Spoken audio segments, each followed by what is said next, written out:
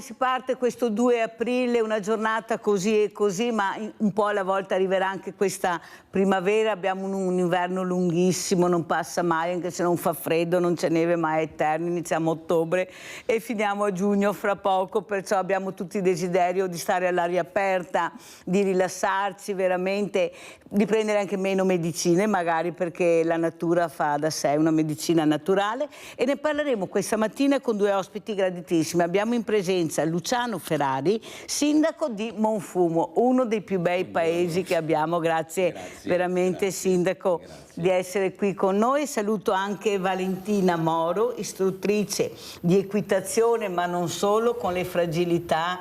Io l'ho vista all'opera, è una cosa incredibile. Valentina come fa sentire questi ragazzi, queste ragazze a proprio agio, senza nessun problema, li alza, li abbassa, e loro veramente la seguono. Il problema sono sempre qua i genitori, non tutti, ma dei genitori che fanno sentire anche ora questo ragazzo diverso dagli altri, mentre sono diversamente agili, ma sono dei ragazzi meravigliosi. Allora partirei proprio con lei, sindaco Ferrari. Lei fa parte anche, mi sembra, di un partito importante, della Lega ancora? Io non faccio parte di un partito importante, la mia è una lista civica e io non ho nessuna tessera in tasca. Spieghiamo bene, che così sappiamo anche con chi parliamo. Cosa ne pensa allora, sindaco Ferrari? Essendo una lista civica, lei capisce nel territorio quanto importante è capire, perché poi alla fine ci sono anche i partiti all'interno delle liste civiche, perché è così, centrodestra, centrosinistra, lista civica? Il nostro orientamento è chiaramente di centrodestra. Ecco, così abbiamo capito. Sì. Com'è la situazione dal suo punto di vista? Lei che vive in uno dei più belli appunto posti che abbiamo, Monfumo, direi che è uno dei borghi anche più belli, se mi permetto. Io la ringrazio proprio di questo, ma è quello che penso. Sì, non c'è niente, abbiamo un panorama, cioè 100 orizzonti, non solo Asolo, ma abbiamo un 100 orizzonti che riguarda tanti paesi. Cos'è che la preoccupa di più, sindaco? E soprattutto, ecco, queste fragilità che ancora una volta sono poco ascoltate, sono un po' lasciate all'angolo. Prego, sindaco. Guardi, al di là della ristrettezza dei bilanci, no? Che vale per me come vale per tutti, naturalmente più il comune è piccolo, più il bilancio è risicato. Quello che mi preoccupa di più è la crescita esponenziale della domanda da parte delle persone anziane di sostegno, di aiuto. È un continuo adeguarsi a questi cambiamenti. Faccio un esempio concreto per spiegare quello che intendo dire. Quando sono arrivato in amministrazione nel 2016, l'assistente sociale allora faceva 4 ore. Adesso l'assistente sociale fa 25 ore, abbiamo l'assistenza domiciliare con una OSS e abbiamo fortunatamente, lo dico sempre, lo ribadisco qui, sono ben felice di farlo adesso, e abbiamo queste associazioni di volontariato che ci danno una mano, guardi, letteralmente insostituibile, perché sono sempre presenti e, come dicevano i latini, gratis et amore Dei. Però, sindaco, è vero quello che lei dice, tanto è vero che io tutte le mattine minimo ho 2 sindaci, minimo. A parte qualche rara realtà nel territorio, tanto è vero che io ho detto allora veniamo tutti da lei, perché è l'unico sindaco che sento che sta bene, che non ha problemi. Bene. Il problema è questo aumento incredibile di persone che si avvicinano ai banchi alimentari perché non riescono ad arrivare alla fine del mese. Però poi sono anche persone che devono curarsi, cioè non basta dare la borsa della spesa, il vestito, la scarpa, e soprattutto quello che io noto sono i diversamente giovani, che hanno purtroppo tante patologie, una vita a volte infernale, neppure da raccontare, eppure cercano sempre qualcosa che li aiuti. E dove lo trovano il conforto? Spesso, diciamo, non quanto nei servizi sociali, proprio nel sindaco che riescono a fermare anche per strada, nel sindaco che riescono a vedere una figura che almeno li ascolta. Non è che per forza devono dare la soluzione o risolvere il problema, ma almeno vengono ascoltati. Quello che manca invece, sindaco, è in molti servizi sociali, vuoi perché sono in pochi, vuoi per lo stress che appunto essendo in pochi e essendo tanta domanda, però io sono dell'idea che un servizio sociale intanto dovrebbe non terminare il venerdì alle 15, ma essere presente anche il sabato e la domenica, come ci sono altri lavori, e soprattutto capire che nel momento che tu entri in questi uffici, in questo luogo quasi sacro, la prima cosa che devi fare è l'ascolto. Sì, sì, ma sono d'accordo con lei. Però purtroppo non sempre avviene, vedi, io non do la colpa agli impiegati, no, però certo. io dico che per me è dovuto l'ascolto. Non c'è. Come la vede lei la situazione? Cosa si potrebbe fare per migliorare questo ascolto, visto che le RSA non ne abbiamo e abbiamo 3.000 persone in lista d'attesa? Abbiamo le farmacie, lei poi oltre al farmacista, sì, perciò è diventato come il confessionale, visto che preti e suori ne abbiamo anche pochi, e perciò sì, qualcuno ascolterà pure queste persone. Meno, sì. Ecco, cosa si potrebbe fare secondo lei, sindaco? Come dice, abbiamo il mondo del volontariato che chiamo, si presenta, agisce, ma poi abbiamo la privacy che non ti permette di arrivare alle persone, perché mai i servizi sociali, non tutti, ma qualcuno non te li dà, perché dice, non possiamo dare nomi e cognomi. Cioè bisognerà pur fare qualcosa in attesa che qualcuno della politica si decida a battere un colpo. Guardi, prima le dico una cosa, quando lei ha parlato dell'ascolto, il mio vice sindaco, che lei conosce bene, mi dice sempre l'ufficio del sindaco è sempre aperto, perché le persone, visto il lavoro che faccio in paese, le persone vengono da me e si mettono proprio a chiacchierare non tanto col farmacista ma col sindaco, dei loro piccoli problemi, voglio dire, non è, ha detto benissimo prima, non è che si aspettano chissà quale soluzione, chissà, ma la necessità di essere ascoltati, di trovare un riscontro. Probabilmente, anzi sicuramente se facessi un altro lavoro così non potrebbe essere. Invece così sono a disposizione tutti i giorni, ecco, e quindi da questo punto di vista sono piuttosto sereno, cioè se le persone hanno voglia e necessità di scambiare due chiacchiere, di confrontarsi su qualcosa, sanno che mi trovano sempre. La sua domanda invece è cosa si può fare? Riflettevo, intanto che venivo su stamattina, lo Stato ci ha dato dei fondi per gli asili nido e ci ha dato dei fondi anche per il trasporto degli alunni diversamente abili, no? Benissimo, certamente, però una cosa del genere per quanto riguarda le persone diversamente giovani purtroppo non esiste. Non esiste. Io non credo, le dico la verità, non credo che sia una mancanza di sensibilità a priori, cioè una non volontà politica di fare questo. Non lo credo, perché penso che sia una necessità di tutta Italia, non solo nostra, no? Credo che sia difficile da strutturare, credo che sia, come dirle, metterla in piedi e farla funzionare, credo che sia difficile. Non vuole essere un alibi, certo. sia chiaro.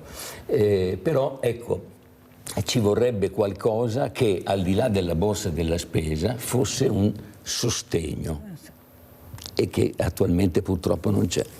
Allora sentiamo anche cosa ne pensa Valentina Moro, che io veramente ringrazio quel giorno che l'ho conosciuta, perché mi ha fatto capire che c'è un altro mondo, un mondo che riguarda un animale meraviglioso che è il cavallo. Ecco, questo ascolto che lui riesce a fare, vedi queste orecchie che si girano, ancora prima che questa persona si avvicini in maniera anche molto forte, lui già inizia a sentire che c'è qualcuno che arriva e sta ascoltando. Ed è un ascolto che specialmente i diversamente agili, come li chiama Mirella, specialmente bambini, ragazzi che abbiamo avuto a Villa Margherita, una cosa incredibile, sentire come loro si sentono sicuri grazie anche a Valentina e alle sue collaboratrici, nel momento anche che per la prima volta salgono in groppa questo meraviglioso animale. Io ho visto, Valentina, con quanta determinazione e forza tu facevi capire a questi bambini, anche piccolissimi, ma anche a quelli meno bambini, ecco, l'importanza di essere seduti e la sicurezza che trasmettevi. Vai tranquillo, ti alzo, ti metto su. E c'erano dei bambini che erano arrivati curvi, me ne ricordo uno in particolare, ma proprio curvo, sindaco, che come Valentina l'ha messo sopra questo cavallo, lui ha iniziato un po' a volte ad alzarsi, a fine del giro era dritto. Però Senza che Valentina facesse niente, cercava solo di dare sicurezza con la sua presenza e delle sue collaboratrici, però vedevi questo bambino, guardate che è stata un'emozione anche per i genitori, che voi non immagino. avete idea, cosa riesce a fare da solo questo animale. Allora, quando ti sei accorta di avere questa sensibilità e questo ascolto verso i più fragili, ma anzi anche verso questo animale meraviglioso, Valentina? Allora, diciamo che la passione, l'attenzione è nata proprio per caso, ma proprio nel vero senso della parola per caso, perché noi ogni anno siamo obbligati, come tutte le professioni, a fare un aggiornamento. E era il 2008, dovevo fare l'aggiornamento, ho detto a sto punto provo a fare un corso di riabilitazione. All'epoca, adesso si chiamano interventi assistiti col cavallo, all'epoca si parlava di riabilitazione equestre. E ho fatto questo corso, oltretutto era ad Aosta, a me piaceva tantissimo la città, quindi adesso lo dico proprio sincera, sono andata anche per andare ad Aosta, ho detto guarda che bello. E invece quando abbiamo fatto la parte teorica, ok, quando ho fatto la parte pratica mi sono innamorata subito, proprio per lo stesso motivo che hai detto tu, Mirella, nel senso che quando io ho visto questi bambini, questi ragazzini arrivare, adesso ovviamente un altro tipo di esperienza, e diciamo per me è normale, all'epoca io ho visto queste situazioni che pensavo fosse impossibile mettere sopra il cavallo, invece come hai visto tu ho visto anch'io arrivare queste ragazze che hanno preso sti ragazzini, li hanno messi sul cavallo e dopo 5 minuti il ragazzino sembrava come tutti gli altri, mi ha incantato, da là non ho più smesso, ho detto... E infatti là, da quel corso io dopo ho dovuto fare la classica tesina di fine corso e l'ho fatta con un ragazzino che in realtà non aveva, era un ragazzino con problemi abbastanza lievi, perché ovviamente per le prime volte venivano assegnati i più, chiamiamoli tra virgolette, facili, che aveva anche una grande capacità di linguaggio. E quando io gli ho chiesto, ho detto ma perché, lui si chiamava Marco, ho detto perché Marco tu hai deciso di andare a cavallo? E lui mi ha detto perché è l'unico sport dove sono come tutti gli altri. E questa cosa io la ripeto, la ripeterò sempre, perché è vero che sul cavallo, intanto il cavallo non riconosce nessun tipo di disabilità, di problemi, né fisici né psicologici né mentali, perché il cavallo riconosce la persona e per lui tutte le persone sono uguali. E dopo anche perché sopra il cavallo la disabilità scompare o quasi, ma io dico scompare, che è più bello, nel senso che tutti sono sopra il cavallo, sono fieri, sono belli dritti e chi li guarda pensa la stessa cosa, insomma. Allora vedo che il sindaco Ferrari ti sta guardando con ammirazione. Certo.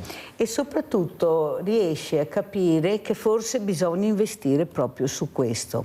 Io ho sentito anche ieri, avevo avuto ospiti delle ragazze meravigliose e più di qualcuna ha detto ho abbandonato lo sport, faccio altre cose perché studio, devo fare anche qualche lavoretto perché cerco di diventare autonoma. E questo mi ha fatto molto riflettere, perché non è la prima volta che sento che questi ragazzi abbandonano lo sport, qualunque esso sia, io parlo in generale. Invece dobbiamo capire che abbiamo la possibilità, con tutte le discipline che abbiamo, con tutti questi educatori meravigliosi che abbiamo, preparatissimi, di dare l'opportunità a questi ragazzi di capire l'importanza di questa disciplina che tu decidi di fare. Ma come lo fai? Iniziando anche da piccoli, iniziando a far capire l'importanza della disciplina che tu scegli, e soprattutto questi bambini e questi ragazzi che amano tantissimo gli animali e la natura, forse bisognerà puntare proprio su questo, investire su questo, perché sennò non ce la faremo. Ragazzi che non escono più, molti bambini obesi, o i pediatri che sono veramente preoccupati, lei ne sa qualcosa forse, Sindaco, ma soprattutto la capacità che possiamo avere, perché la scuola non è che può sostituirsi a tutto, la scuola certo. deve fare la scuola, la famiglia deve fare la famiglia, però poi dobbiamo unirci e fare cosa? Aiutare quelle persone che non riescono a fare anche quello che dice la nostra Valentina Moro. Perché? Perché non conoscono, perché non hanno la possibilità, non c'è il trasporto. Allora vedi, Sindaco, perché le ho fatto questa domanda, lo dico anche a Valentina, perché noi abbiamo i mezzi per fare questo. Abbiamo associazioni di volontariato che hanno pulmini anche per i diversamente agili, dove possiamo anche trasportarli e far staccare la spina sia alla famiglia ma soprattutto a questa creatura, perché se io non ho la famiglia, Sindaco, che mi supporta, perché ho genitori depressi, perché ho genitori che mi vedono ancora come una persona diversa e si vergognano e guai a uscire, non ho la possibilità, noi non andremo da nessuna parte, dobbiamo unire le associazioni. Rinaldo da Venezia, vai. Rinaldo? Non lo sento. Allora, cosa dice Sindaco, in attesa che vediamo se Rinaldo riesce? Dico che forse ci manca anche un po' di, tra virgolette, informazione, cioè questa disponibilità, questa cosa che lei ha detto delle associazioni che sono, tra virgolette, pronte, strutturate per fare determinate cose, per colmare determinati vuoti, forse non ne siamo a conoscenza a sufficienza. Giusto. E parlo anche delle amministrazioni comunali, cioè io al di fuori di quelle che sono le associazioni mie del paese, che ripeto per l'ennesima volta ringrazio per tutto quello che fanno, e fanno tanto, io stesso, se dovessi scegliere andare a trovare l'associazione di cui parlava lei, farei fatica. Perché non li conosce? Esatto, ma non perché non ci sia la volontà da parte mia di implementare determinate cose, anzi tutt'altro, però farei fatica perché non le conosco. Ecco, forse manca un pochino di informazione in più, ecco. E in effetti, Sindaco, è proprio quello che penso anch'io, tanto è vero, facciamo vedere anche la locandina del 13 aprile. Allora, noi abbiamo bisogno di fare squadra, di unirci. Abbiamo creato questo villaggio delle associazioni che si terrà domenica 13 aprile in uno dei posti più belli che abbiamo anche a Treviso, che è lungo il fiume Sile, sulla Restera, dove si sono iscritte quasi 100 associazioni che non si conoscono tra di loro. Un successo. Che non si conoscono tra di loro, lo dico anche a Valentina, che avrebbero piacere anche di confrontarsi, di capire qual è il problema, che siamo in tanti e non abbiamo giovani all'interno delle associazioni, quasi dappertutto, abbiamo tutti diversamente giovani molto preoccupati, una politica che invece di aiutarci e supportarci dopo quello che abbiamo creato e fatto anche durante la pandemia, perché lo dico tutte le mattine, eravamo noi che andavamo nelle case a portare la spesa, anche rischiando, cercare di supportare, adesso dobbiamo girare col commercialista e pagare per fare i volontari, perciò capisce che non ce n'è per nessuno con Mirella quando mi toccano questo argomento. Ma mi sembra giusto, perché veramente allora non avete capito niente e voi per noi siamo solo dei numeri che quando vi comoda alzate il telefono e ci chiamate, e questo deve terminare. Allora, tutte queste associazioni che io invitavo, Sindaco, mi dicevano tutte la stessa cosa, ma io non conosco, io non conoscevo loro, ma dove siete, cosa fate? Eppure sono regolarmente iscritti. Certo. perciò anche qua è da dirla lunga, basta schiacciare un bottone e vedere, ecco, anche certi servizi sociali, scusa Sindaco, Sì, sì. dovrebbero anche Certo. informarsi, visto che abbiamo la possibilità di questo social, di vedere chi siamo e come siamo. Pensate che a Treviso ne abbiamo 350. Di associazioni. Sì, appunto. Allora, capite bene che qualcosa non torna. Rinaldo, ci sei? Sì, Oh, Mirella, finalmente. ciao Mirella e buongiorno ai tuoi ospiti. Prego. Mirella, sì, ci sono Mirella. Sì, con televisione E alta buongiorno tutte le ai tuoi mattine. ospiti. Madonna. Tanto salgo in cima con del fumo che conosco bene, perché è 40 anni che vado in fumo. Un bel paese, se mangia bene, la gente è cordiale. Scusa Rinaldo, abbassa la televisione. Sono anni che chiami e ogni mattina sta storia. Ma una roba grande, Sai una Rinaldo. signora di cavalli che qui ti gara io un boia. Cosa hai detto? Te gara io un boia can. E ora io sì. Ti gara io Mirella, mi sono dimenticato. Va bene, perdoni me. Sì.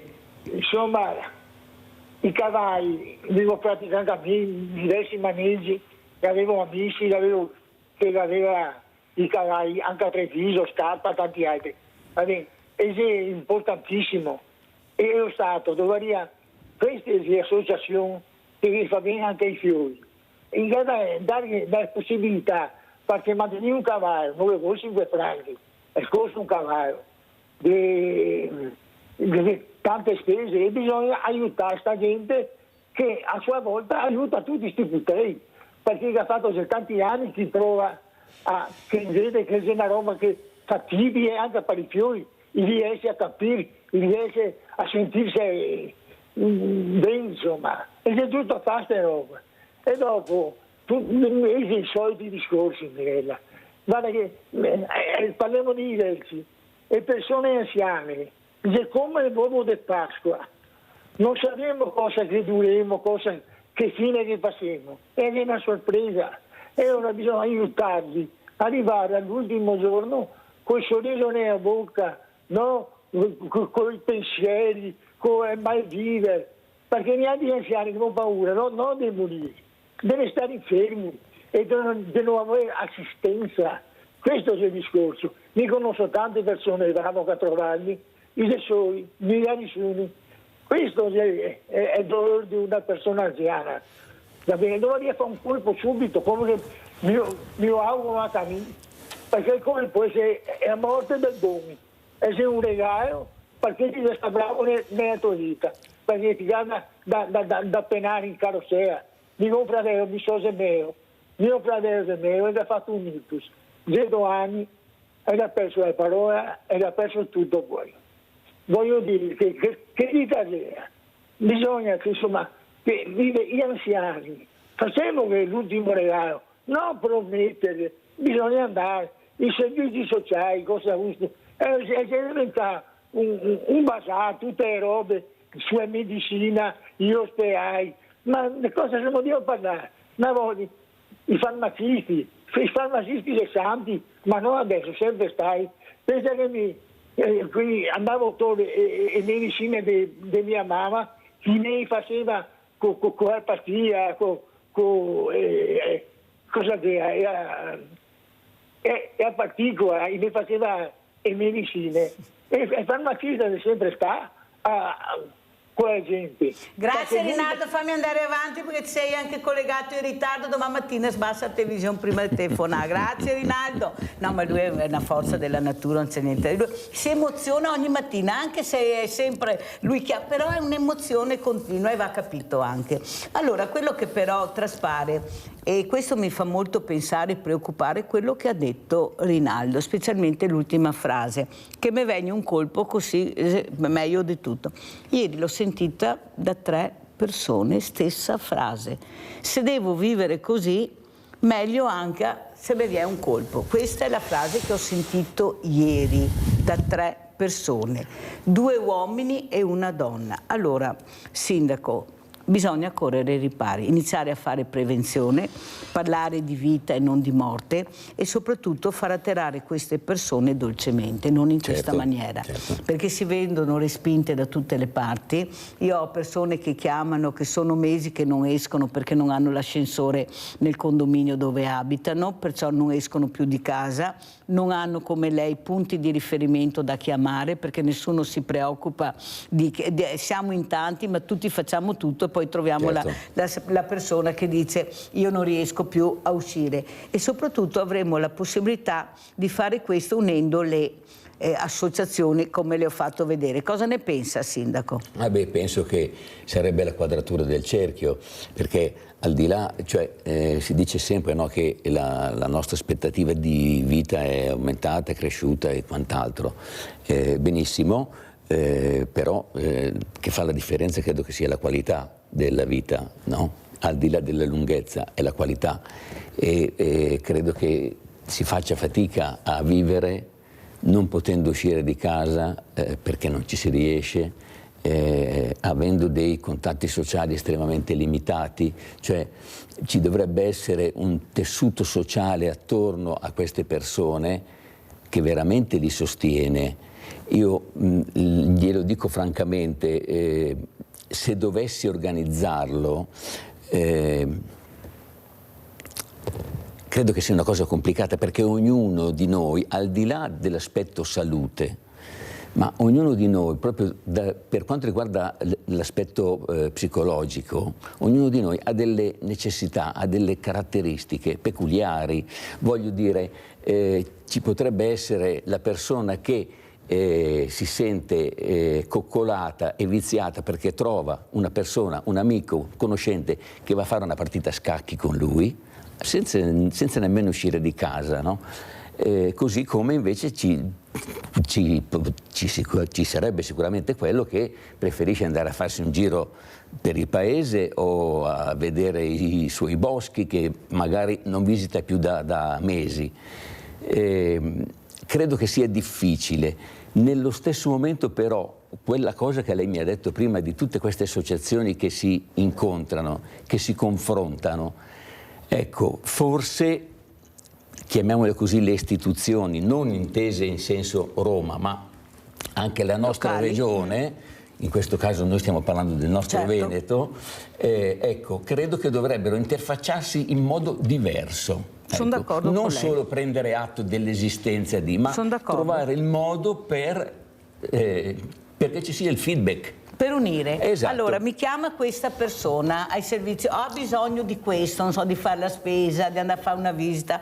Quale di queste associazioni posso chiamare per mandarla? Perché come quel medico che ho avuto ospite, il dottor Gorini, che era anche presidente dei medici di famiglia, che ha detto ma se io non ho l'elenco delle associazioni, mi siedo attorno a un tavolo e mi viene un'associazione che mi dice ma io il venerdì non posso aiutarla perché non faccio questo lavoro, allora dico ma cosa sei venuta a fare oggi? Però io non ho l'elenco e l'abbiamo richiesto in regione, che la regione dia a tutti i medici di famiglia, io ho aggiunto non solo ma anche i farmacisti e anche nei supermercati, dappertutto dove ci sono dei fogli che le persone portano a casa e capiscono chi hanno nel territorio se hanno bisogno di aiuto. Non so ancora se è andato in porto e tutti sono in campagna elettorale, è tutto fermo dappertutto, comunque noi andiamo avanti. Abbiamo Maria da Bovolenta, vai Maria.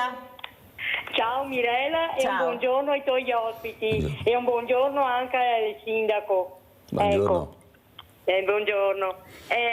Niente Mirella, io volevo dirti che gli animali sono la cosa, come si dice, la medicina più importante, anche per quanto malata che sei, un animale e ti mette la vita, perché adesso li mandano anche, anni che li portano anche in ospedale per i bambini che sono lì da tanto, che hanno delle patologie e vedono questi animali, sembra che risuscitano. È vero, è una medicina gli animali, come dici te, è una medicina, e quelli che le fanno del male sono delle carogne, scusami del termine. Vabbè, si può dire carogna, io ci se vedo mancherebbe. Ma viva Dio, certo. io se vedo che le fanno del male a un animale, guarda, ha finito di vivere com'è, perché sono la cosa più importante.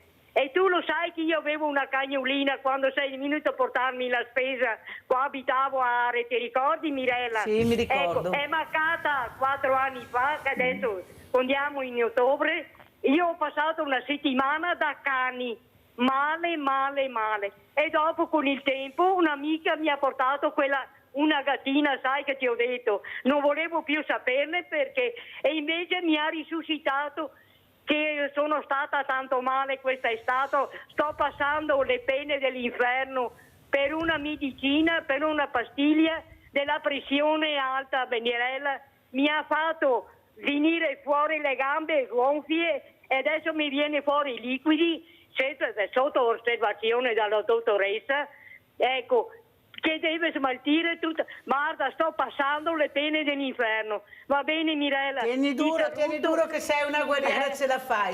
Il bello è che loro pensano che io mi ricordo di tutto. Certo.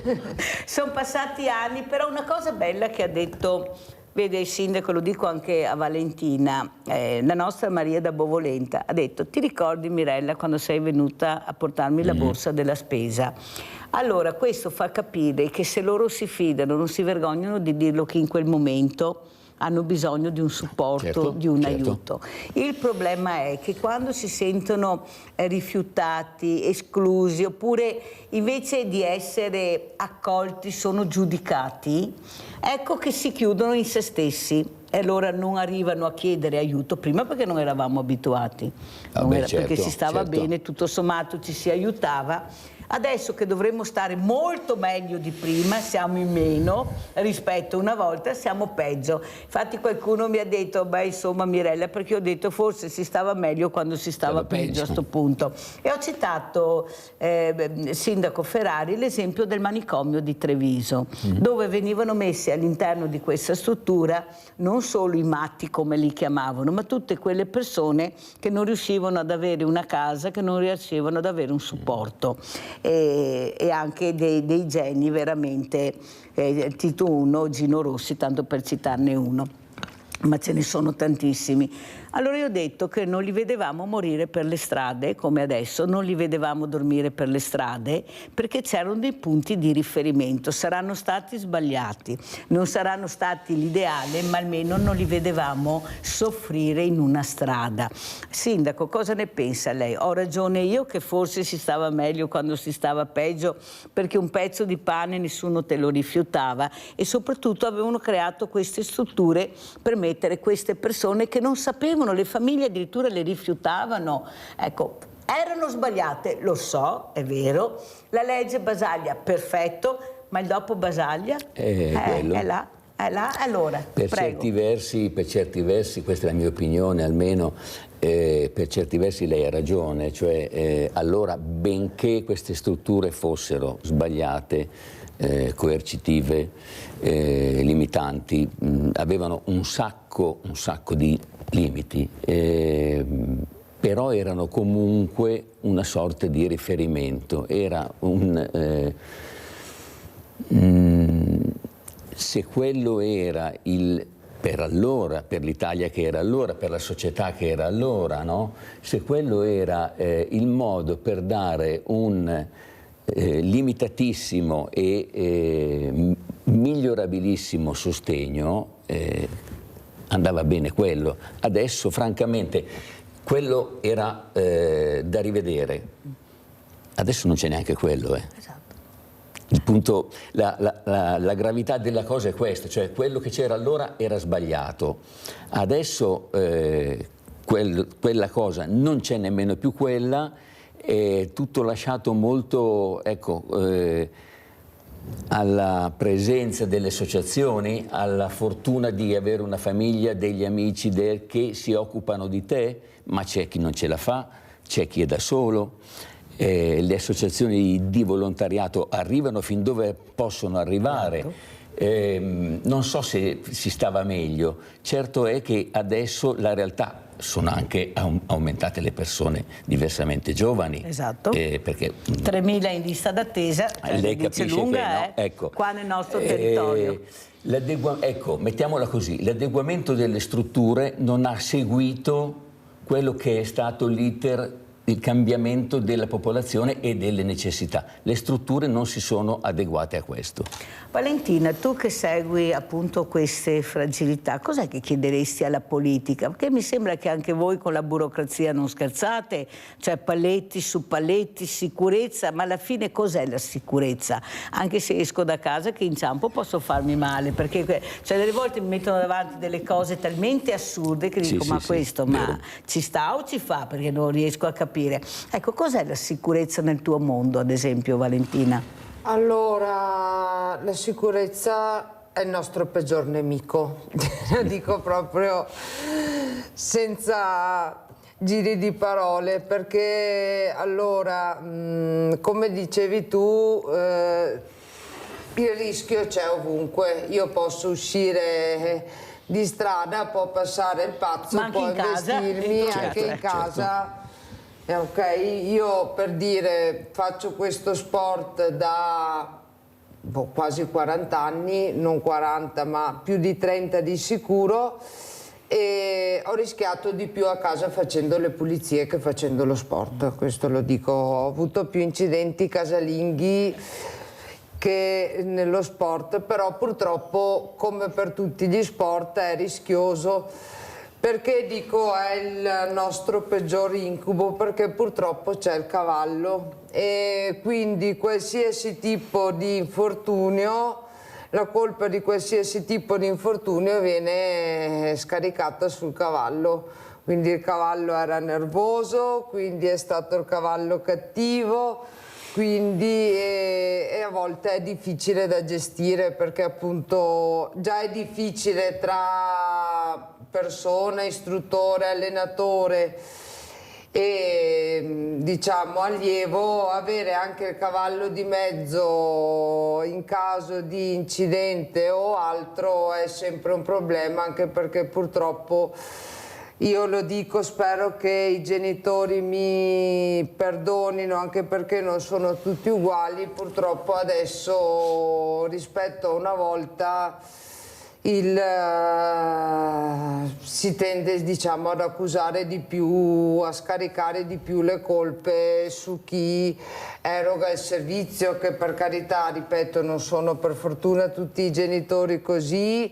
A volte la colpa è effettivamente di chi eroga il servizio, perché comunque io lo dico sempre anch'io, anche il cavallo possiamo sbagliare anche noi. E sbagliare non vuol dire voler far male, però siamo umani, se non sbagliamo non lo siamo più. E ecco, dopo ovviamente sul discorso sicurezza i rischi si cerca sempre di ridurli al minimo, credo per me come per tutti gli altri sport.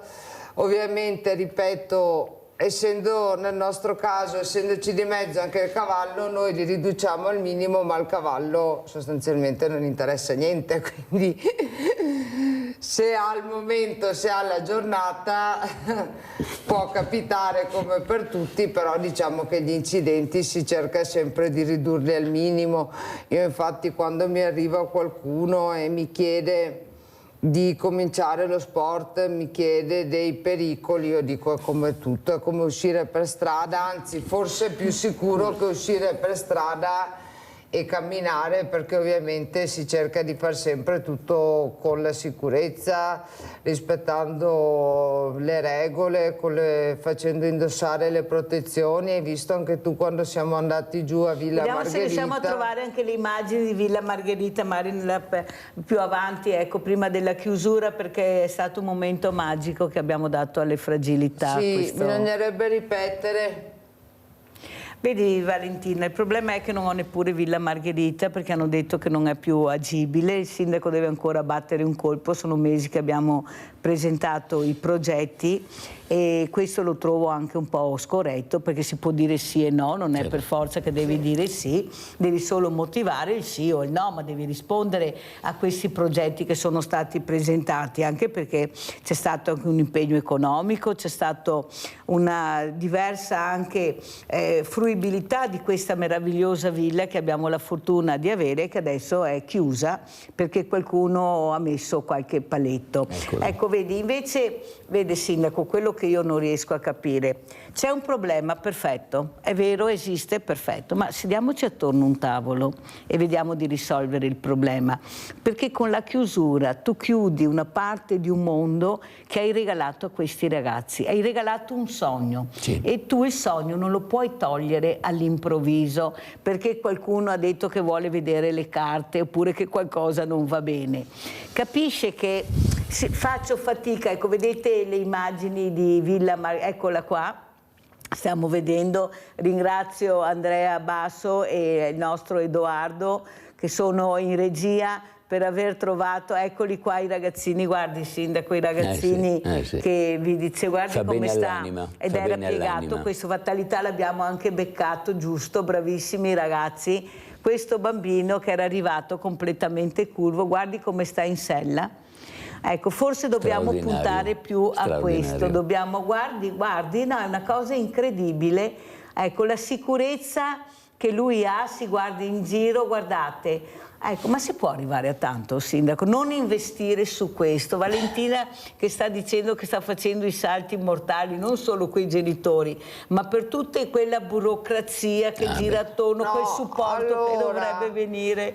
Secondo me quello che manca, oltre in parte un po' di volontà, perché ovviamente non tutti ce l'hanno, però è proprio la comunicazione, come dicevi tu, tante volte magari si scarica la colpa sul sindaco del paese, si dice ecco io sono qua e il sindaco non fa niente, e nel nostro caso l'ASL non fa niente, lo Stato non fa niente, e magari loro non sanno appunto come si diceva prima, magari loro sono là che dicono magari avessi un'associazione per poter fare qualcosa. E quindi secondo me quello che manca è proprio la comunicazione, bisognerebbe riuscire a creare una rete in modo da poter sapere. Grazie Valentina che supporti quello che dice Mirella, però se qualcuno, siccome noi abbiamo queste, non voglio citare il nome perché sennò viene fuori polemica,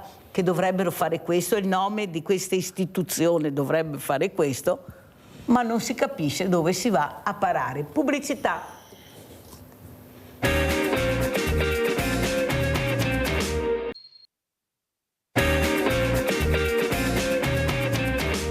Gianfranco Valeri da Cessalto. Ciao Gianfranco. Sì, buongiorno signora Mirella. Buongiorno. Buongiorno signor Sindaco. Buongiorno a lei. Signora. Ecco, signora Mirella, la burocrazia non è nata da sola, l'hanno creata la burocrazia. E adesso le spiego una cosa, signora Mirella.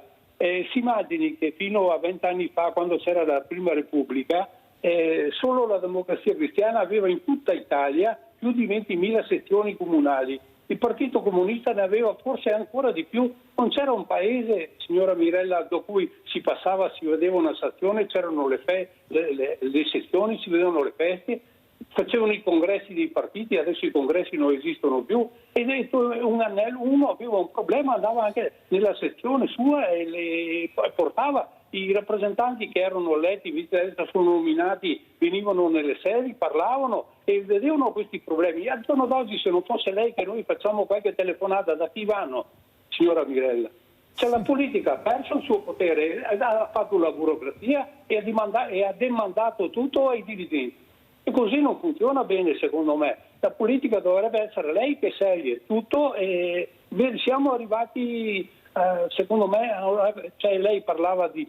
sono tutte cose giuste, però si immagini, guardi, le spiego una piccola cosa, Mirella, ecco, mi diceva un collega che ha un'impresa artigiana che fa il muratore, io dico guarda Leto Franco, ti dico solo una cosa, adesso per fare le carte, per fare qualcosa, ci vuole 6 mesi di tempo e poi io in 15 giorni faccio il lavoro. Una volta ci voleva 15 giorni per fare le carte e 6 mesi per il lavoro. Vede che è cambiato tutto. Cioè non lo so dove andiamo.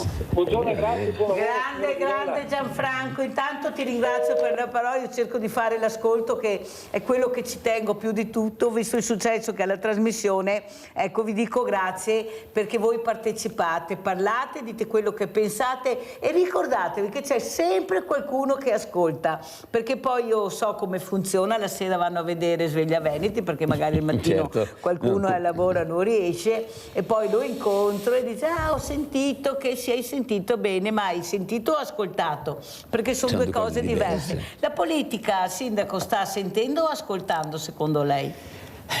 La politica, il signore che ha chiamato prima ha detto una cosa vera, la politica ha creato la burocrazia e adesso per tantissimi versi la politica è schiava della burocrazia.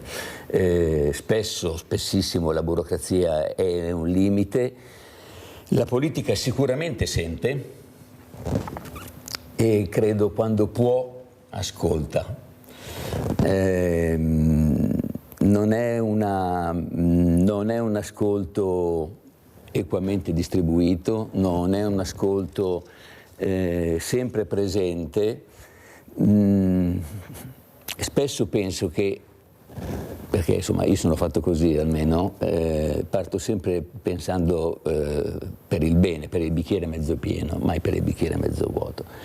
Io penso che alla fine di fondo la volontà di fare qualcosa per le persone, per la nostra società, io penso che ci sia questa volontà. Non voglio credere, non voglio pensare che, come si dice, i luoghi comuni di tutti a Roma fanno questo, quest'altro, in regione pensano solo. Non voglio pensarlo, non voglio crederlo, perché altrimenti sarebbe estremamente triste. Quindi io credo che ci sia di fondo una volontà per fare qualcosa. Spesso questa volontà però purtroppo non trova riscontro nei fatti e le persone, e più passa il tempo e più è così, e le persone si trovano in difficoltà. A maggior ragione si trova in difficoltà chi è già fragile di suo, cioè i famosi diversamente giovani di cui parlavamo prima. Però vede, sindaco, si era cercato di fare qualcosa di buono e sto pensando alle fattorie didattiche che secondo me non dovevano riguardare solo i ragazzini, i bambini, le scuole, gli asili, ma dovevano riguardare un po' tutta quella società fragile che dove si poteva arrivare. Lei ne sente ancora parlare di queste fattorie didattiche? Allora, io ne sento parlare pochissimo, potrei dire prossimo allo zero. Come lei sa, il vice sindaco... l'ha fatta apposta, che salutiamo Alvise, che è un caro amico oltretutto. È un caro amico e un vice sindaco insostituibile. Ecco, se lo dice il sindaco. Lui ha una fattoria didattica a cui tiene molto, è sempre alla ricerca di nuove attività, è sempre molto attento alla cura di questo, però nonostante questo io lo sento parlare spesso delle scuole che vanno lì, addirittura i bimbi dell'ultimo anno dell'asilo, ma molto raramente sento parlare di comitive, di persone diversamente giovani oppure persone che hanno qualche disabilità chiaramente non troppo marcata, no? È una cosa che sento da lui, benché sia così attento, lo sento molto raramente, molto raramente. Soprattutto anche la difficoltà che lui mi parlava del trasporto, del parcheggio. Certo. Cioè bisogna aiutare queste realtà, sindaco. È la famosa burocrazia di cui parlavo prima, no? Esatto. Cioè la burocrazia si è impossessata di tutta questa cosa, benché la volontà politica, quando sono state fatte queste fattorie didattiche, fosse quella di renderle disponibili, fruibili per chiunque, accessibili. No? Accessibili, la burocrazia poi, nella realtà delle cose, l'ha ghettizzata, no? Cioè l'ha ridotta a, per la carità. Ma dove arrivo con la corriera se non ho il parcheggio? Come arrivo dal Vise se ho la carrozzina Certo. e non ho la possibilità di gestirlo? certo. Come fa il diversamente giovane a unirsi a questa comitiva di bambini, di giovani? Io l'ho fatto, li ho portati al Canova, li ho portati a vedere questo posto meraviglioso e c'erano i ragazzi, c'erano i diversamente giovani, diversamente agili e abbiamo passato una giornata meravigliosa. Ma siamo andati anche a Venezia, a San Marco con 2 motonavi tutti assieme. Allora, vede, mettono davanti la burocrazia quelle persone che non vogliono fare. Allora, quando tu presenti il progetto e già senti che qualcuno ti dice ma l'assicurazione, sì. ma allora ho già capito che non te ne frega niente, che non vuoi fare. Sì, che vuoi ma se c'è cercare la volontà che il sindaco si unisce, le associazioni di volontariato si uniscono, ecco, gli educatori che abbiamo che sono meravigliosi, quelli giovani specialmente, sindaco, che sono tenuti fermi sempre dai capocci, abbiamo ancora, ecco, quelle figure che magari se qualcuno va in pensione non sarebbe male o che cambia lavoro forse anche meglio, perché abbiamo questi giovani che hanno e sono preparatissimi, sanno come trattare le fragilità. Cosa ne pensi, Valentina? Che se si vuole si può fare? Sì, ovviamente sono d'accordissimo su questo. Ovviamente si va dopo a parare sempre sulla scuola elementare, sull'asilo, perché su questo ho un po' di esperienza anch'io, perché anche noi ospitiamo tante volte la classe dell'asilo, delle elementari, dei centri estivi, oltretutto esperienze bellissime, però loro hanno già una loro organizzazione, nel senso che quando escono generalmente sono già a posto con pulmino, con assicurazione, con accompagnatori, quindi da parte nostra diciamo non serve fare nulla, ci accordiamo per il giorno, loro arrivano. Quando si parla magari ma già di anche ragazzi o adulti o appunto diversamente giovani, là manca chi fa lo stesso lavoro della scuola. Manca qualcuno che coordini il tutto. Prima, no? Dopo sono d'accordissimo anche a livello di burocrazia per fare un'uscita in una fattoria didattica. Non stiamo parlando di restaurare il ponte di San Marco a Venezia. Se uno lo vuole fare, quando si fa la piccola assicurazione, si noleggia il pulmino che ne noleggiano ovunque, la cosa è finita. Se dopo andiamo a dire che per fare un'uscita in fattoria didattica o magari da noi in scuderia o al parco naturale serve una burocrazia per cui è impossibile, vuol dire che manca la volontà. Bravissima. Però appunto è un peccato, perché io vedo che anche tante persone adulte o diversamente giovani magari hanno fatto ancora, perché saranno gli ultimi purtroppo, a meno che non abitino a Monfumo, noi abbiamo ancora il paese selvaggio bellissimo. È vero. Vediamo anche le foto, vediamo le immagini dalla regia che mandiamo, ormai siamo qua in chiusura, che vediamo queste immagini bellissime di Monfumo. Prego Valentina. Sì, però io vedo anche gli adulti, noi per dire scuderia, oltre ai cavalli abbiamo anche qualche gallina, qualche anatra, sono incantati perché magari sono cresciuti nella natura, hanno passato tutta la vita a scuola, in ufficio, e quando rivedono gli animali...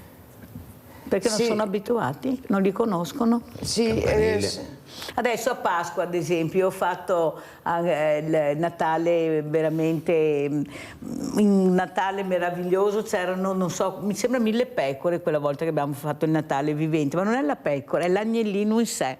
Quando questo bambino teneva in braccio questo agnellino, sembra che avesse il mondo, non c'era un gioco che lui volesse in quel momento, come tenere, certo. Gli sembrava perfino impossibile accarezzare questa creatura così dolce, così fragile. Ma capite che forse siamo noi che sbagliamo tutto, che non ascoltiamo quello che sta dicendo il sindaco, quello che sta dicendo Valentina Mirella, lo dice tutte le mattine, perciò non c'è problema. Però sentite che il supporto che mi danno è questo, perché capiscono che dovremo andare a parare là prima o poi. Abbiamo le colonie chiuse, ferme, con costi pazzeschi perché non si vuole portare. E allora ti alzo il prezzo, ti dico che devi procurare il trasporto, che devi fare, come dici tu, una serie di cose, e questo dice non voglio neanche un centesimo in scarsè, meglio che staga a casa e non vado da nessuno. Ecco, unire le forze, cosa ne pensa Sindaco Ferrari?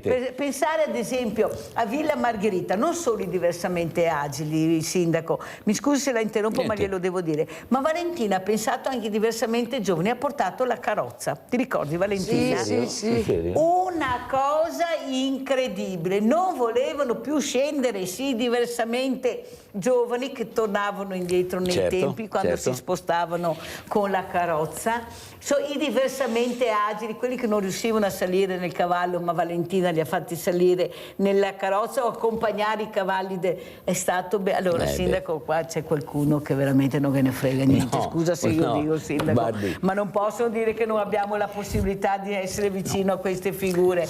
Prego. Guardi, io credo che la Valentina, come dire, impersonifichi le due caratteristiche necessarie, cioè la volontà di fare e la sensibilità per fare.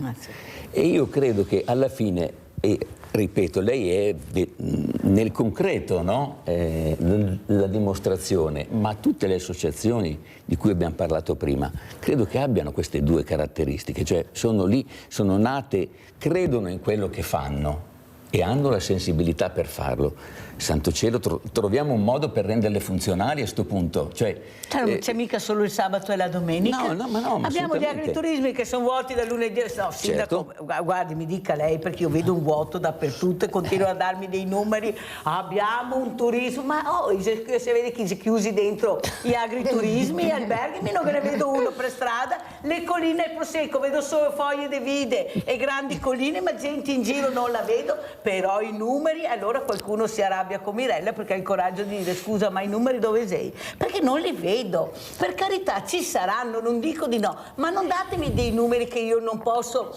capire, perché io vado in giro dal lunedì alla domenica. Cristo sarà un giorno che trovo le persone, le trovo domenica pomeriggio a pranzo alle 5 di sera, 6. Fine. Sbaglio Sindaco? No, perché o chi si è chiusi, non so, tenuti in cassaforte, sti turisti.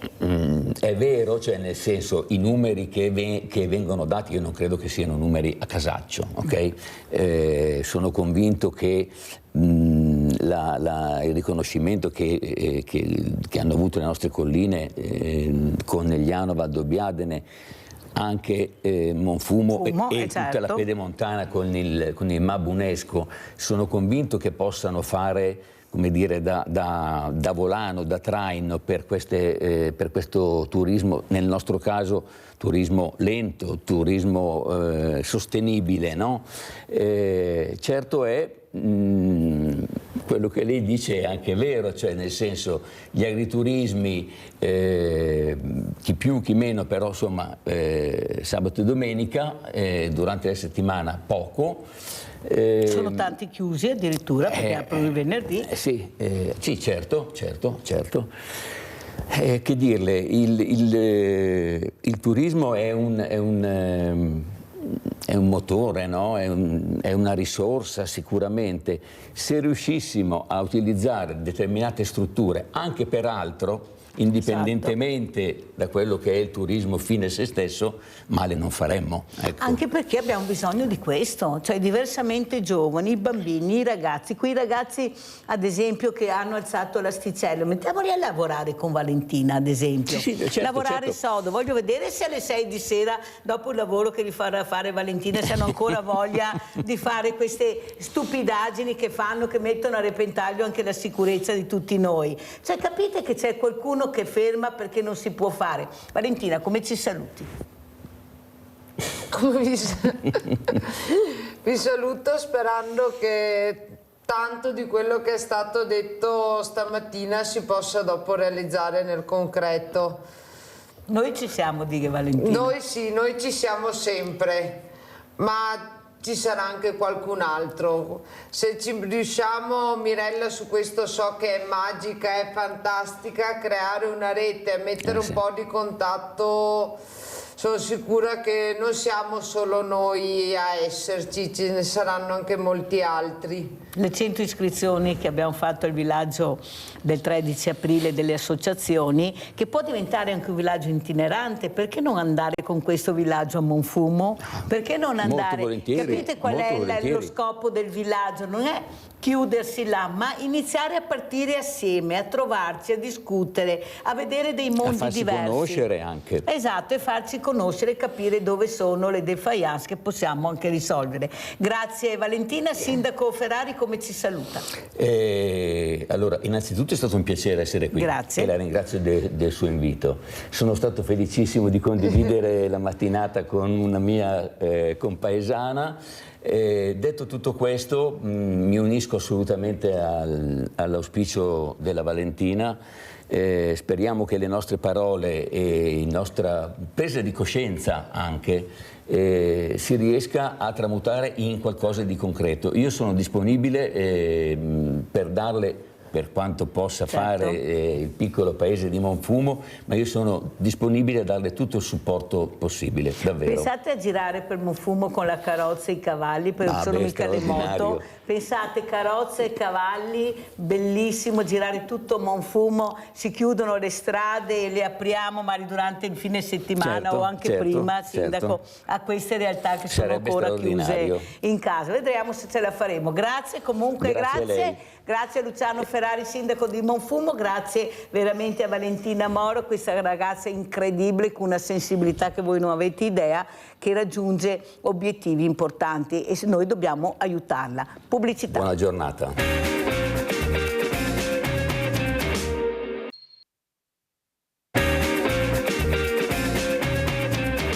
Partiamo con altri graditissimi ospiti. Abbiamo collegati Veronica De Bona e Bruno Francesco Bisoli, imprenditori. Buongiorno, grazie di essere qui a Sveglia Veneti. Buongiorno, sentiremo anche un'altra voce anche questa mattina di altri imprenditori, perché io cerco di invitare anche loro quasi tutte le mattine per capire qual è la realtà, ma quella vera, quella che dicono questi imprenditori sani. E saluto anche Emilio Zago, un ex autotrasportatore che ha avuto dei problemi e che adesso sentiremo come sta andando, se qualcosa è migliorato in questi anni o se è peggiorato. Allora partirei proprio da Veronica De Bona. Allora Veronica, cosa ci racconta questo mondo? Ieri avevo un'imprenditrice che si occupa di calzature e veramente l'ho sentita molto preoccupata, per non dire depressa. Qui se non cambia qualcosa andremo a finire molto male. Nessuno ha il coraggio di dirle, ma noi siamo preoccupati. Lei, Veronica De Bona, cosa ci dice? E di cosa si occupa, così spieghiamo anche chi è Veronica De Bona e poi anche Bruno Francesco Bisol. Prego. Sì, mi presento, sono Veronica. Io insieme a Bruno Francesco 4 anni fa abbiamo rilevato RZ, che è un'azienda di attrezzatura da braccio e cucina, in particolare specializzata nei girarrosti, griglie e barbecue. È un'azienda storica che abbiamo rilevato appunto 4 anni fa sul mondo della brace. Questo è un mondo che è di nicchia, per cui effettivamente è un articolo particolare. Secondo me la soluzione non è tanto disperarsi quanto piuttosto trovare sempre l'alternativa alla soluzione. Laddove, faccio un esempio, ci fosse un mercato saturo del girarrosto qua in zona, perché c'è già da tanti anni la tradizione dello spiedo, l'alternativa è proprio quella di creare nuovi articoli, magari elettrici, magari appunto con alternative che possano andare in altre parti d'Italia. Quindi sicuramente un atteggiamento positivo ci porterà a evolvere non solamente noi come azienda, ma anche la tradizione, ed è quello che stiamo provando a fare.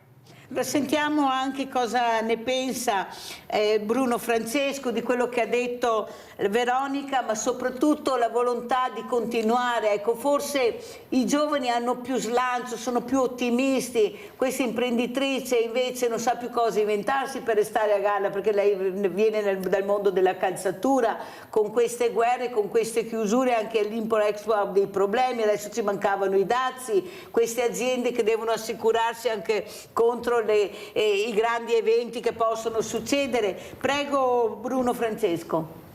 Sicuramente ogni attività, ogni impresa, ogni settore ha le sue sfaccettature. Noi siamo in una nicchia di mercato che comunque è, come ha detto prima la Veronica, abbastanza satura, però ognuno riesce comunque a trovare lo spazio, dipende sempre da anche quello che offre, tra qualità, servizi e quello che magari ti differenzia da altri competitor. Sicuramente non è facile e bisogna avere idee diverse, innovative e che ti permettono di avere anche più scelta nel come agire, nel come crescere. Dal nostro punto di vista, essendo giovani, ci ha agevolato il fatto che comunque a livello di internet, magari shop online, altre tipologie di mercati di vendita, siamo abbastanza facilitati nell'utilizzo. Ascolta Bruno Francesco, un'altra cosa che preoccupava è questa burocrazia che invece di diminuire aumenta, ecco, soprattutto anche queste tasse spropositate. Cosa dici Bruno Francesco? Come la vedete voi? La burocrazia è sicuramente un problema, soprattutto per chi come noi, aziende che comunque siamo artigiani, siamo solo noi due, non tanto perché non ci si riesce a uscire, ma semplicemente perché è un carico di lavoro superfluo dal punto di vista di tempo che dobbiamo dedicare, che lo va a togliere poi a quello che effettivamente crea reddito o comunque che crea la linfa vitale dell'azienda, quindi l'entrata e l'uscita economica. Quindi anche solo ricavare del tempo mio o della Veronica per questioni che sono puramente cartacee o che comunque ci obbligano ad appoggiarci ad esperti e quindi anche ad avere un'uscita a livello economico è sicuramente negativo per un'azienda come la nostra o simile.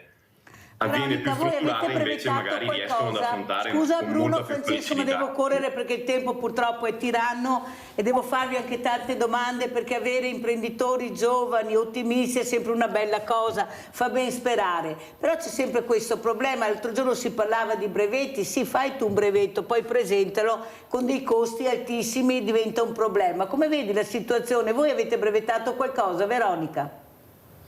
No, attualmente da quando abbiamo rilevato l'attività abbiamo creato dei nuovi articoli che ancora non abbiamo brevettato. L'idea c'è stata, più che altro c'è sempre il fattore che basta modificare una virgola dall'articolo brevettato che poi una persona può facilmente copiarlo senza averne colpe, per cui in questo momento ci stiamo concentrando nell'innovazione, ma ancora non abbiamo affrontato quella parte di brevetto, appunto. Però ci avete pensato, Veronica? Sì, ci abbiamo pensato perché abbiamo degli articoli innovativi che, fatti nel modo in cui li abbiamo creati noi, ancora non ci sono in commercio, per cui sicuramente sono un valore aggiunto e un nostro punto a favore, come le griglie in acciaio inossidabile, che non ci sono da nessun'altra parte come le facciamo noi, però comunque sì, ancora non abbiamo puntato al brevetto, anche perché molto spesso il brevetto è solamente un marchio, è un nome, una targa, però poi magari l'articolo può essere facilmente o migliorato o modificato.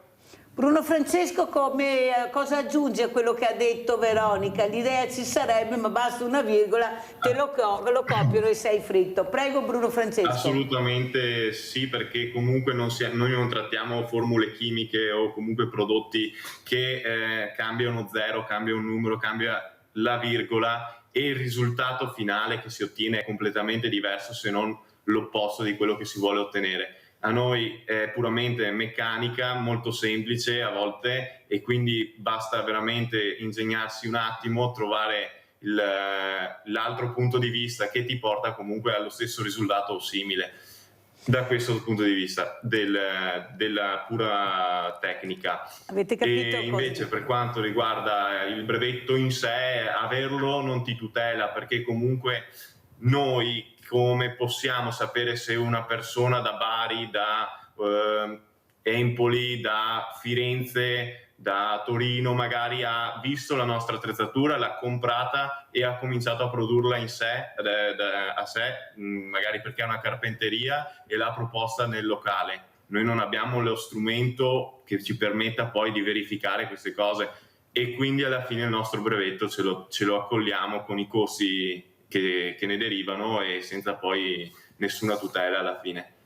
Senti Bruno Francesco, cosa ne pensi dei giovani e soprattutto aprirsi ad altri mondi come avete fatto voi? Non è così semplice, così facile. Ecco, cosa vorresti dire a quei giovani che ancora arrancano a capire che forse se hai questa creatività, forse ci riesci, però bisogna, ecco, tu hai avuto il supporto di Veronica, magari il supporto anche della famiglia, quanto è importante avere dei punti fermi che possono essere la famiglia, ma anche un compagno, una compagna. Prego Bruno.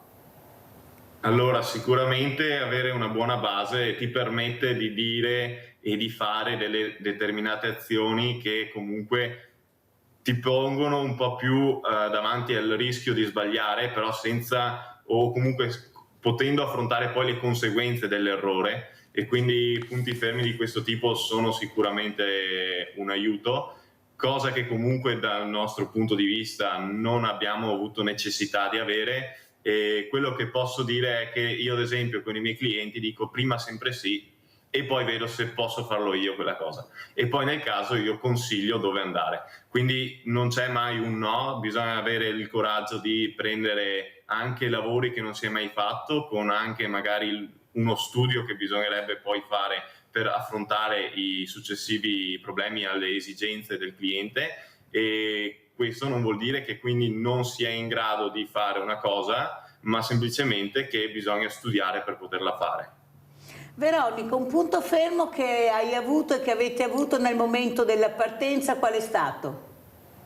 Beh, sicuramente l'appoggio dei genitori è fondamentale, nel senso che si va a aprire una nuova realtà, c'è bisogno appunto di qualcuno che ti sproni e che ti sostenga in questo, e io sono stata fortunata perché in particolare mio papà mi ha sempre dato appunto la spinta per crederci e per avere la voglia di aprire l'attività e di crescere. Dopodiché diciamo che la spinta era anche innata, nel senso che se noi non avessimo rilevato questa attività, diciamo che un po' la tradizione dello spiedo trevigiano forse se ne sarebbe andata nel tempo, perché non ci sarebbe stato più nessun produttore in zona di riferimento. L'azienda era storica, quindi sarebbe stato un dispiacere non avere più un punto di riferimento per una tradizione culinaria che qui in zona è molto importante e ben radicata. Qual è la richiesta adesso che sentite di più? Cioè dove si è portati per fare questo spiedo? Cos'è che viene richiesto? E anche i forni, voi siete anche specialisti nei forni, prego. Beh, diciamo che dopo il Covid ho visto avvicinarsi più alle attrezzature familiari. C'è sempre l'associazione piuttosto che il ristorante che ci chiede la macchina professionale, però c'è anche sempre più la richiesta di avere la macchina piccola da poter utilizzare in famiglia e fare magari quelle 10-12 porzioni che prima invece accendere il fuoco per fare solo 10 porzioni non era nemmeno pensato. E inoltre una cosa che si sta sempre più avvicinando alla cultura di adesso è l'alternativa elettrica, perché il problema magari dei fumi piuttosto che la comodità anche di poterlo fare direttamente in taverna senza andare fuori e prendere freddo, diciamo che la comodità si sta avvicinando appunto alla richiesta dell'elettrico, e quindi ci stiamo evolvendo anche in questo. Stiamo facendo delle attrezzature per cucinare lo spiedo con la cottura elettrica, sia a livello grande, professionale o comunque da compagnia, 30 porzioni come l'avevamo prima, ma da poco anche piccole familiari per fare le 5-10 porzioni. Bruno Francesco, la gente a casa magari si chiede, ma è la stessa cosa cucinare con l'elettrico che cucinare con la legna, la solita brace che a noi piace tanto, il fuoco? Cioè, cosa vuoi dire a queste persone? Magari a casa dicono, ma è buono lo stesso o cambia il sapore? Prego. Sicuramente provare per credere, perché il risultato finale tra elettrico e carbonella o fuoco, come nella nostra tradizione, è molto simile se non uguale. Dove sta poi la chiave per avere delle differenze anche di gusto e di aromi? Quando si utilizzano magari delle parti di combustione come la brace viva al di sotto della carne, che quindi i grassi della carne stessa vanno a formare con la goccia il fumo che evaporando va a contatto con la carne stessa, e allora lì c'è trasmissione di aroma dalla brace alla carne. Altrimenti, per come è la tradizione trevigiana qua nel Conegliano Valdobbiadene dello spiedo, praticamente recuperando totalmente tutti i grassi non avviene questa trasmissione di aroma, e quindi il risultato poi con la cottura elettrica, con strumentazione elettrica, è praticamente uguale. Avete sentito a casa? Perché ci avviciniamo sempre più anche a una forma anche di sicurezza, oltretutto una sicurezza che è molto importante.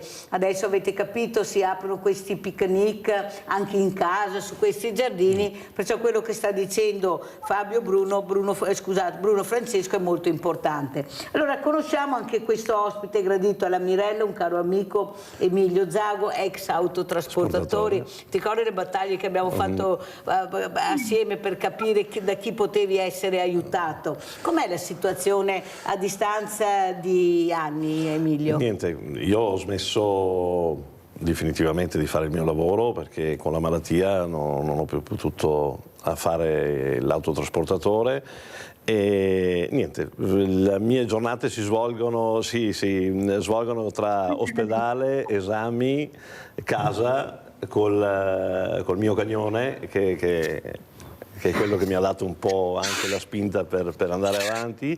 Che si parla prima l'importanza del supporto dell'animale affettivo infatti a casa. Lui è stato proprio nel momento del crollo totale, lui è venuto fuori e lui c'era e soprattutto la mia compagna che salutiamo tantissimo e che mi ha spronato a tenere duro e lo sta facendo ancora, perché ogni tanto purtroppo vai in ospedale per un controllo e vieni fuori con altre cose. Infatti l'ultimo controllo che ho fatto ho detto io non vengo più perché qua si aggiunge sempre qualcosa, però teniamo duro e andiamo avanti, insomma. Ascolta Emilio, qual è la cosa che adesso a distanza di anni ti pesa di più di non essere stato capito, di avere quel supporto anche diciamo a breve distanza che non arrivava?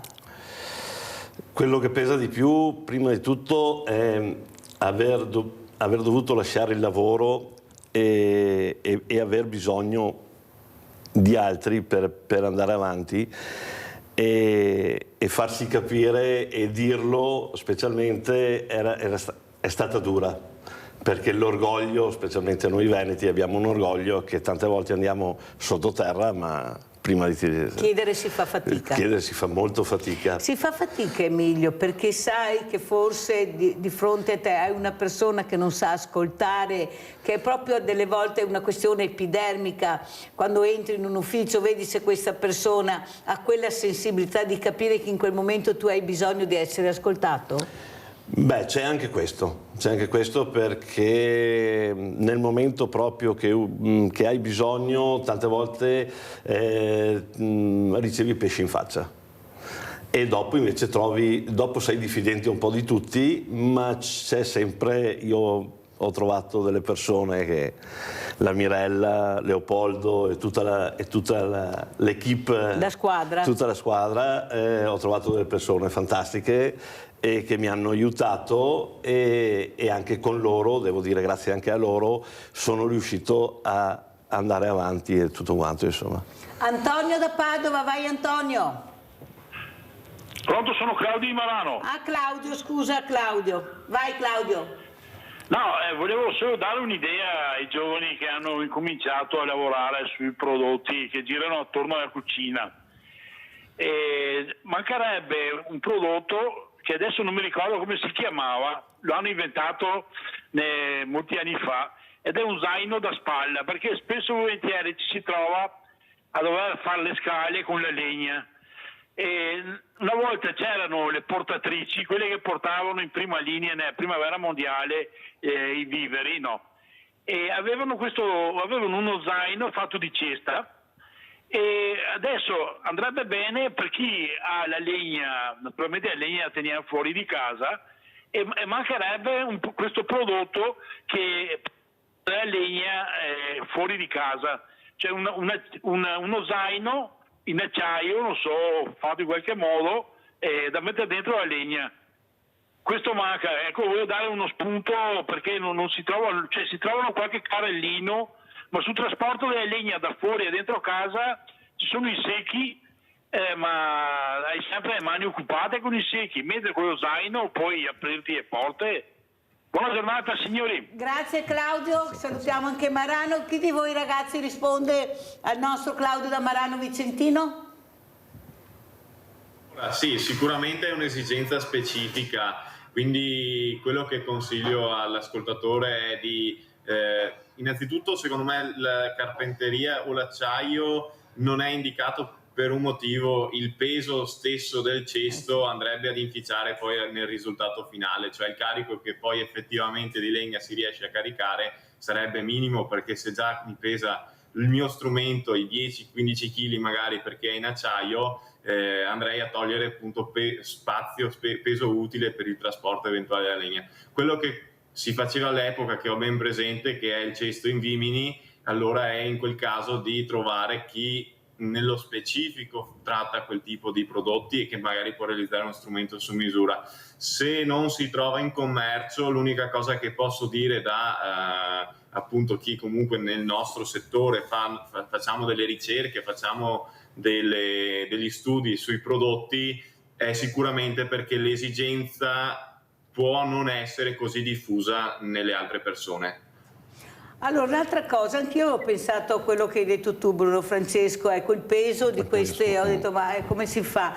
Quello che volevo chiederti anche Bruno Francesco, cosa ne pensi tu ragazzo giovane, imprenditore, di queste morti sul lavoro? Molti giovani e non solo perdono la vita in situazioni anche che non riusciamo a capire. Cosa ne pensi Bruno Francesco? Cos'è la sicurezza nel lavoro? Anche voi trattate un prodotto e dovete essere in sicurezza, prego. Allora, la sicurezza nel lavoro è avere coscienza di ciò che si sta facendo.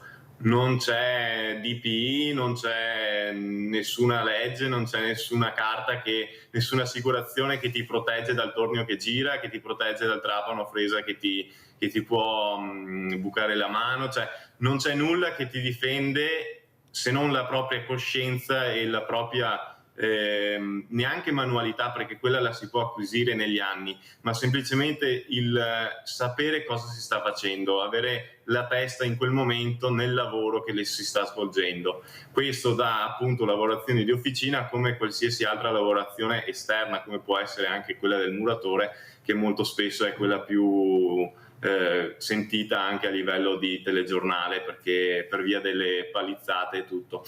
Quindi quello che posso dire è che quello che manca magari è un po' più di accortezza nel fare le cose, che non vuol dire avere manualità, perché la manualità si acquisisce poi con la pratica.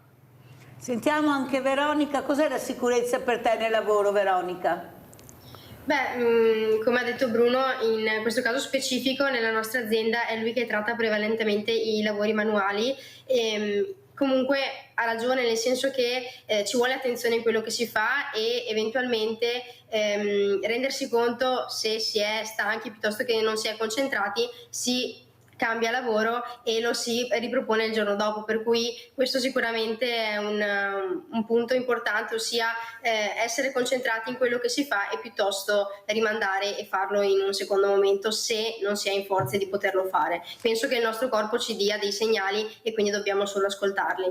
Anch'io penso che delle volte c'è troppa superficialità, tanto a me non capita, sono pratico, riesco a gestirmi la situazione, e poi il nemico invece è proprio dietro l'angolo che ti sta aspettando, perciò veramente bisogna andare al lavoro e lavorare nella massima sicurezza anche con la testa e non pensare sempre di essere dei superman, perché tanti anni che lo faccio, a me non può capitare che poi capita. Un'altra cosa Veronica che volevo chiedere sia a te che a Bruno Francesco è i giovani, il lavoro e i giovani. Ecco, come vedete voi la situazione dal vostro veramente importante osservatorio? Hanno voglia di lavorare, hanno voglia di imparare, sono dei creativi? Prego Veronica. Allora, io penso che soprattutto negli ultimi anni ci sia un po' la tendenza ad allungare gli studi, anche laddove magari non si è effettivamente interessati, solamente per rimandare lo sforzo e il lavoro e quindi la fatica, appunto. E infatti al giorno d'oggi ci sono molti miei coetanei che stanno ancora studiando, magari alcuni appunto sono veramente interessati a quello che studiano e quindi faranno un lavoro che gli piacerà, io glielo auguro, però tanti altri che sono andati a fare delle materie che non hanno mai supportato durante gli anni precedenti, per cui ecco, io questo lo vedo proprio come un voler rimandare la fatica e quindi inserirsi nel mondo del lavoro e prendersi delle responsabilità. Bruno Francesco? Secondo me ognuno poi ha... Allora, il tempo della coscienza può arrivare in una persona in momenti diversi. Il concetto che i giovani, come tutta un'erba un fascio, non fanno niente è un po' restrittivo, però effettivamente c'è chi comunque trova delle scappatoie per evitare le responsabilità che sono alla fine quelle che per lo più ti bloccano dal prendere delle decisioni come quella che abbiamo fatto noi, perché comunque le responsabilità di avere un'azienda ti mettono o comunque un lavoro che sia, ti mettono nella condizione che ti chiudono magari altre possibilità, quindi evitare di prendere una determinata scelta nel pensiero comune ti permette di avere le più porte aperte. Invece è giusto il contrario, perché non prendendo mai un'azione e una decisione in questo argomento specifico poi non ti permette di andare avanti, rimani sempre nello stesso punto. Bruno Francesco, cosa ne pensi della formazione scuola-lavoro? Avreste anche voi piacere di avere dei ragazzi, di insegnare anche un mestiere che può diventare anche utile o anche il creare? Prego Bruno Francesco. Allora, a livello, qua torniamo, burocratico, non credo che noi siamo strutturati per poter appunto permettere un rapporto di scuola-lavoro, perché so che ci sono delle limitazioni come avere un tot numero di dipendenti e determinate caratteristiche aziendali. Tralasciando questi aspetti, comunque io credo che l'attività scuola-lavoro è comunque fondamentale e sicuramente non è la stessa cosa che proprio andare in cerca di un lavoro perché si ha necessità, è diventata più che altro un obbligo, soprattutto scolastico, che però almeno per quanto poco riesce ad avvicinare o comunque dare un'idea di quello che è poi la realtà. Non è sicuramente una soluzione al 100%, perché poi rimaniamo sempre dal fatto che ci vuole anche l'individuo che abbia oddio, mi sfugge la parola, che abbia voglia di mettersi in gioco. Allora io penso che sarà da rivedere anche sui numeri. Sai perché te lo dico, Bruno Francesco? Lo dico anche a Veronica. Perché io ho avuto dei ragazzi, anche ieri delle ragazze, che hanno detto che molti ragazzi stanno abbandonando la scuola per andare a lavorare. Allora io penso che tutte le aziende, indipendentemente da piccole, grandi e medie, devono avere l'opportunità di insegnare qualcosa del loro know-how a questi ragazzi. Ad esempio, tu dici non sono strutturato, però penso se magari un ragazzo o una ragazza avrebbe voglia di imparare o di vedere quello che fate, voi potreste accogliere. Mi sembra che la politica stia mettendo, con la burocrazia che non finisce mai, davanti i numeri. Se hai certi numeri esisti e puoi insegnare, se ne hai altri no. Invece noi vediamo due ragazzi che hanno rilevato un'azienda, che si sono inventati anche qualcosa di diverso perché hanno questa creatività, ma come dice Veronica, supportati dalla famiglia. Ma se io non ce l'ho e magari ho questa creatività che da solo non riesco a sviluppare, datemi la possibilità di andare anche in queste piccole aziende che forse imparo più e anche mi intrigo di più che nelle altre. Cosa ne pensi, Veronica? Sì, sicuramente se ci fosse la possibilità, burocrazia a parte, sarebbe bello poter insegnare appunto il nostro lavoro, come a me piacerebbe insomma imparare tanti lavori che non sono il mio, però appunto ci si mette di fronte purtroppo a questo limite che nel momento in cui assumi un dipendente che non sei tu amministratore, devi fare tanti corsi piuttosto che certificazioni per garantire giustamente la sua sicurezza, per cui anche solo per quelle 2 settimane di alternanza scuola-lavoro noi non potremo attualmente accettare. Poi se è una persona che liberamente viene qua, ci guarda e ci ascolta in sicurezza, quello si può sempre fare, però non ci è ancora mai capitata questa opportunità insomma di insegnare a qualcuno il lavoro. Ma magari hanno anche piacere magari di conoscere queste realtà, qualcuno dovrebbe pur spiegare che abbiamo queste realtà oltre alla Mirella che vi invita in trasmissione per far capire che imprenditori abbiamo, che giovani imprenditori con una voglia di fare, di creare, ma soprattutto di imparare. Allora, cosa ne dici? Veramente Emilio, tu sei stato un lavoratore, sei stato anche un imprenditore, un piccolo imprenditore, e soprattutto la difficoltà, come senti, tante carte, tanti documenti, tanta burocrazia, l'impegno, facciamo una cosa o facciamo un'altra, non siamo strutturati. Ma cosa vuol dire essere strutturati? Ecco, tu hai parlato in tempi non sospetti, mi ricordo cosa costava fare una patente, ad esempio, per guidare un camion. Prego Emilio. Sì, anche nel nostro settore, per esempio, quando c'era che si faceva il TIR, che non vuol dire camion o autotreno autoarticolato, TIR è una procedura che va fatta per le dogane e si doveva fare un collaudo al mezzo e tutto quanto. In Italia era apriti cielo e costosissimo fare quelle pratiche là, mentre su paesi dell'est tipo l'Ungheria, Polonia costava niente e in giro di un giorno. Tu hai girato l'Europa, diciamo, non solo l'Europa. Io ho solo fatto l'est Europa, ecco, compreso la Russia e il Kazakistan, facevo quei paesi là. E dopo, coi costi che avevano loro, logicamente venivano a far concorrenza a noi, i trasportatori europei, insomma. C'è da premiare questi ragazzi che si impegnano e provano ad aprire queste attività. È fatica, però c'è sempre quella burocrazia che blocca tutte. Se uno ha voglia di fare, con la burocrazia o si blocca o dice no, basta, cioè...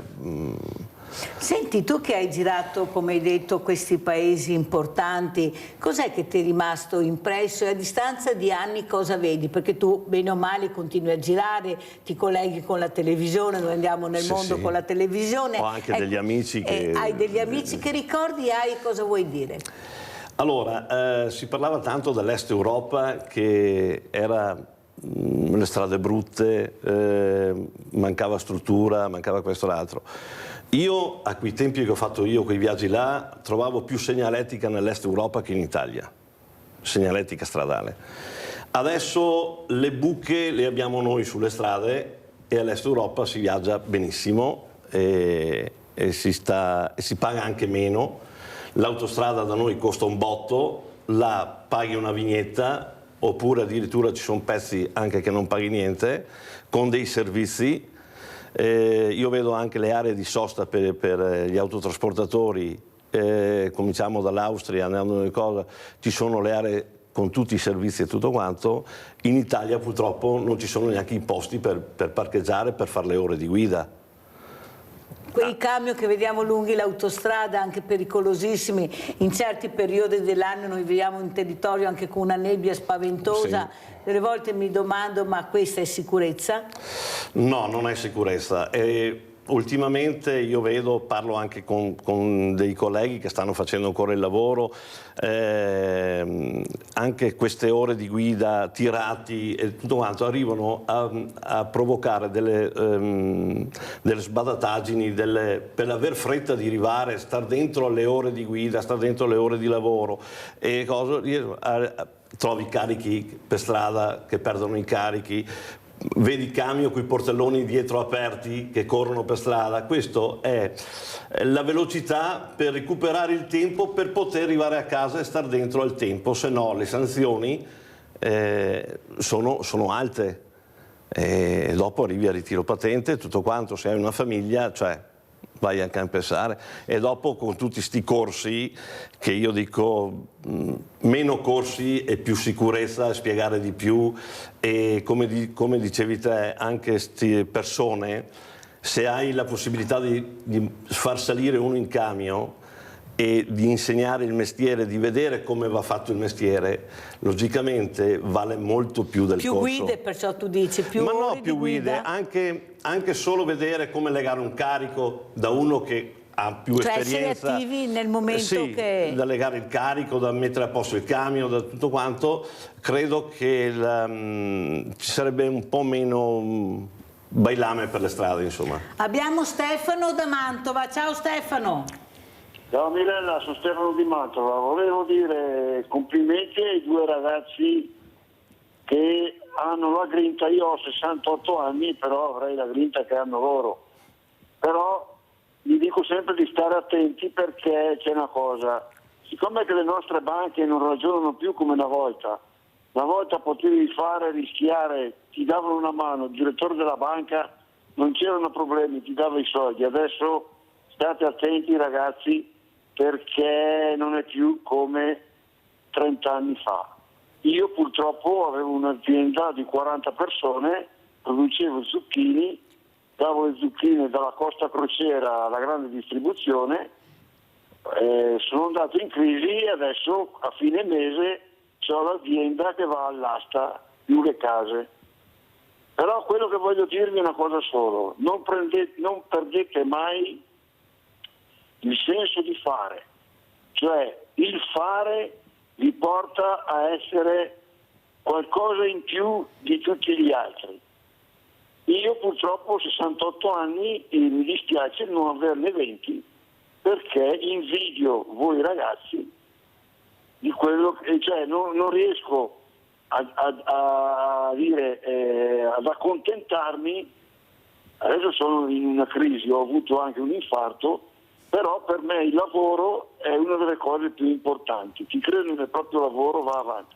Senti Stefano, ascolta Stefano, ma è possibile che non sei riuscito a trovare nessuno che ti abbia supportato prima di arrivare a questo punto? Non c'è nessuno che ti aiuta, nell'associazione niente. Quando vai in crisi diventi qualcosa che non gliene frega niente. Ho provato con degli imprenditori, ho provato con le banche, ho provato con le associazioni. Quando vai in crisi non c'è più niente da fare. Adesso andrò all'asta, ho un paio di imprenditori, vedo se mi danno una mano, però guardate che quei due ragazzi gli dico sempre, lo Stato è una brutta bestia, non ti aiuta. E poi un'altra cosa, l'ultima cosa, forse è una cosa un po' impopolare, guardate che un po' di nero dovete mettervi via i soldi, perché quando vi troverete nella mia situazione lo Stato ti porta via tutto ti porta via, non ti lascia niente. Quindi so che rispetto, ti dicono non fare il nero, no qui, no là, ma un po' di nero, non dico mica tutto, però un po' di nero, perché un domani se ti serve da mangiare vai a prenderti i soldi che c'hai da una parte. Comunque i nostri ragazzi, il problema sono le banche, perché se le banche finanziano le idee andiamo avanti come facevano con noi. Se le banche non finanziano le idee e pensano solo alla finanza, siamo finiti. Mirella, ti ringrazio e in bocca al lupo a quei due ragazzi giovani. Grazie anche a te Stefano, un grande abbraccio. Questa situazione che tu stai raccontando l'ha vissuta in primis proprio il nostro Emilio Zago, bussato a tutte le porte ma risposte zero assoluto. In quel momento Emilio, come dice Stefano, ti senti veramente una nullità, cioè perdi anche la tua dignità di imprenditore, di uomo. Possibile, sono stato un bravo pagatore fino adesso, è capitato questo, non è che chiedo centinaia e centinaia di milioni, basterebbe anche un piccolo supporto per andare avanti, ma neppure quello è arrivato, mi sembra, nel tuo caso. No, proprio diventi nessuno, diventi un fantasma.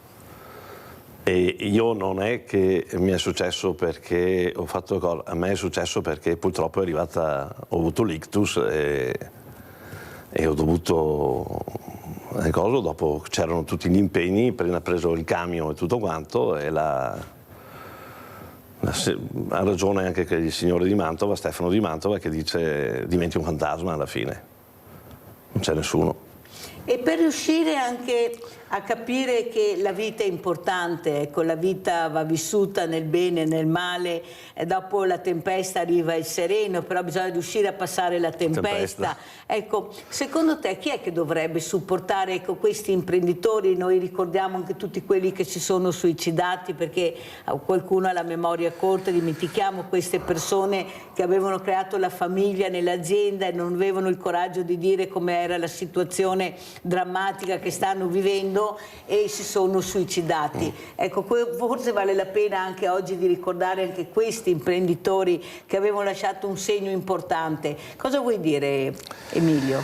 Niente, bisognerebbe che anche le piccole istituzioni, cominciando dagli assistenti sociali, da tutto quanto, che stassero più vicino e ascoltassero anche qualche volta, e avere il coraggio comunque di parlare a della gente che sa ascoltare comunque, di dire il tuo problema, però come ti ho detto prima, tante volte c'è l'orgoglio e hai quella paura, però se davanti trovi una persona che ti ascolta e non che fino che tu stai spiegando il tuo problema, è là che messaggia per farsi capire, là perdi anche quella poca fiducia che hai verso gli altri, insomma. Io mi ricordo, perché io ti ho accompagnato in qualche ufficio anche importante, e la prima cosa che io notavo è come guardavano Emilio, e la parola era semplice che io leggevo anche se non la dicevano: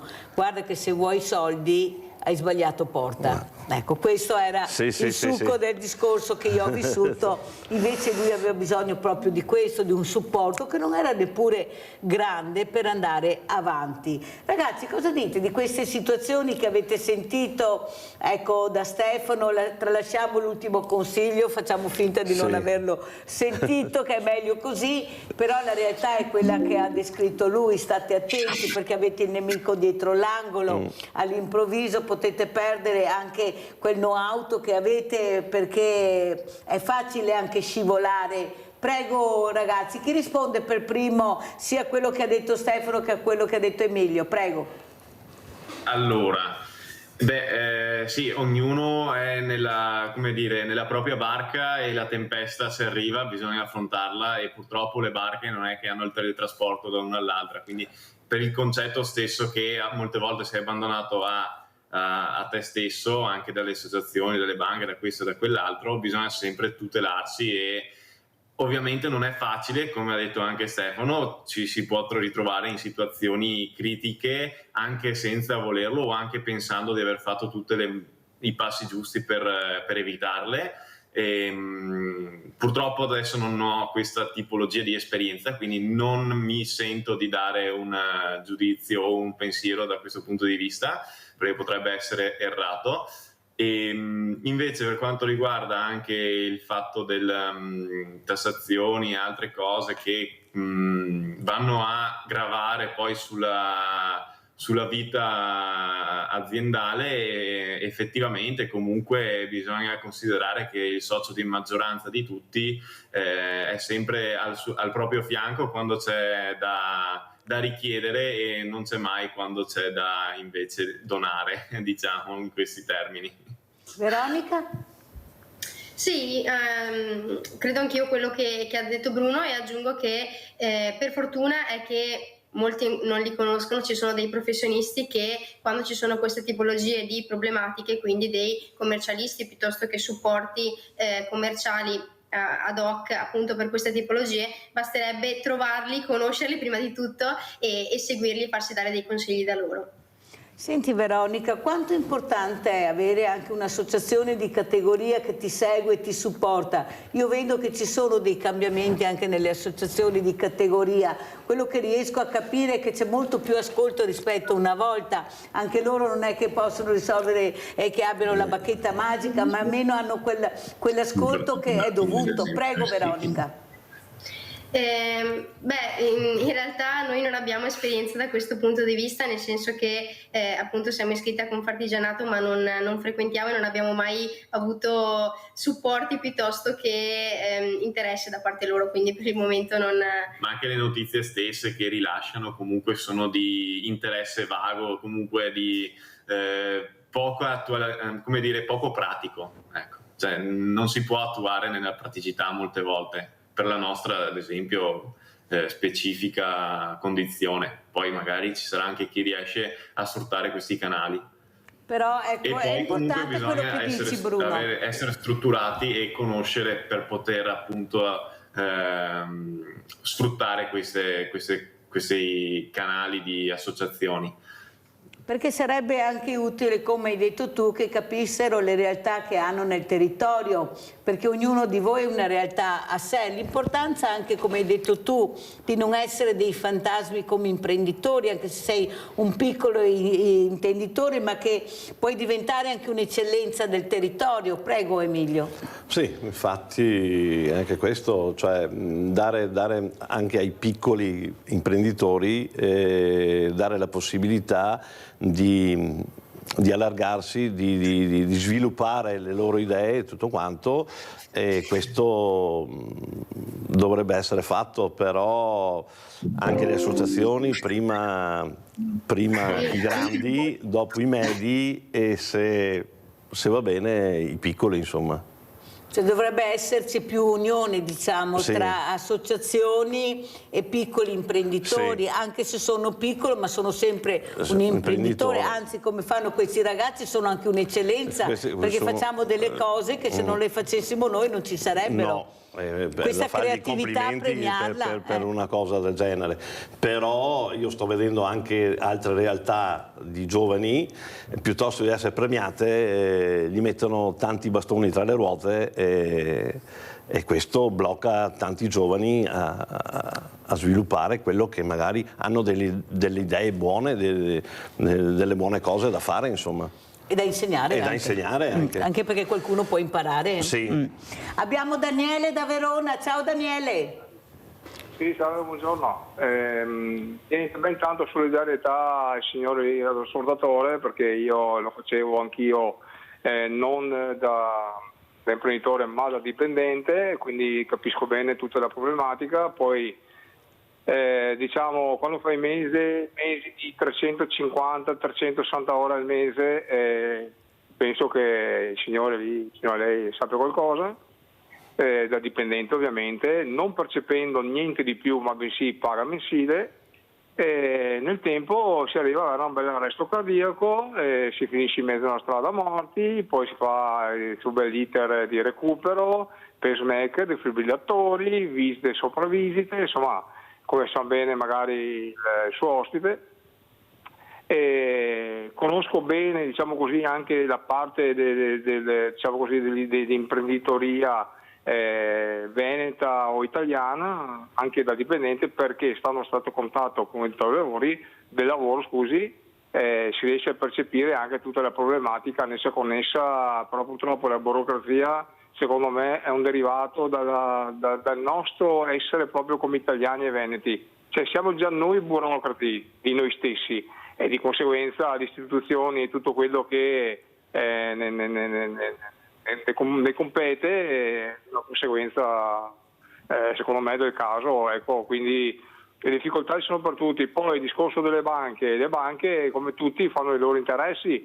L'unica cosa purtroppo che le banche hanno capito che tanto sfruttano tutto quello che possono sfruttare, se poi vanno, diciamo così, fra virgolette, in malora, nessun problema, tanto c'è lo Stato che le salva, e lo Stato chi è? Siamo noi, chiaramente ce le fanno pagare a noi, come è già successo più volte.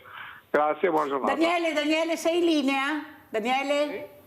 Sì. Mi ascolti? Ascolta Daniele, ma da dipendente, ecco, come vedi la figura del dipendente e dell'operaio nel 2025? Prego Daniele.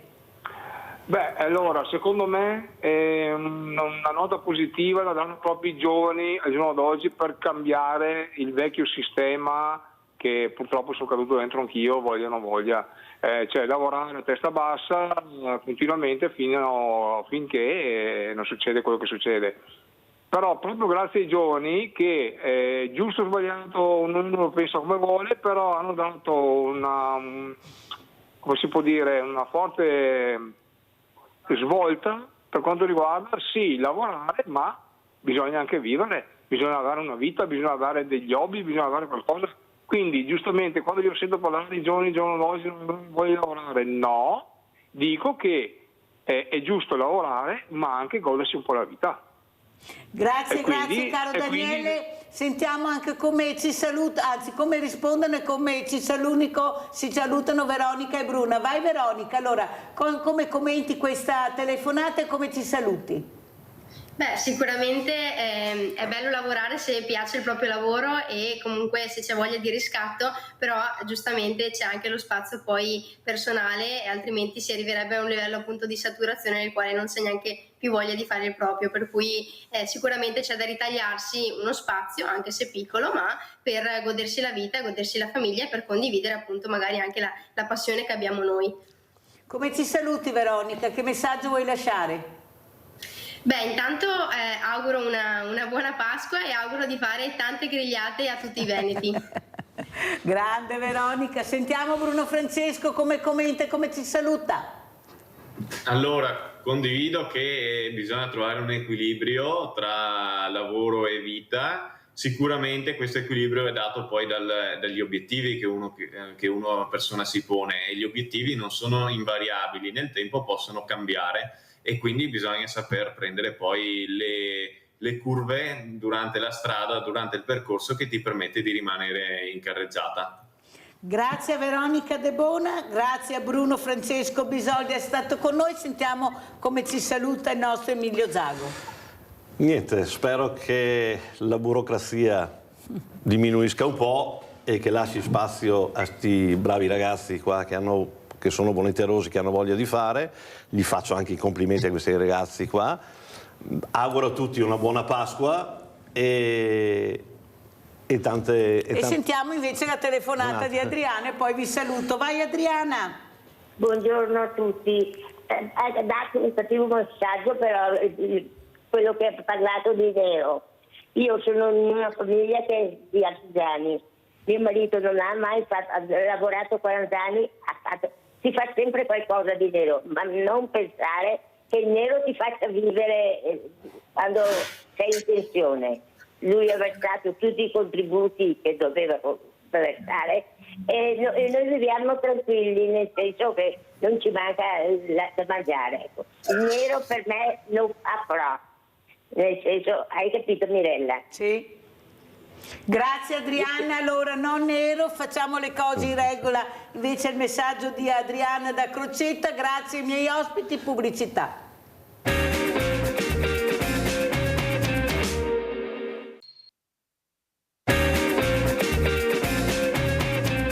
Allora andiamo a sentire cosa ha dichiarato il procuratore Martani in merito a Veneto Banca e poi presento gli ospiti. Andiamo a sentire.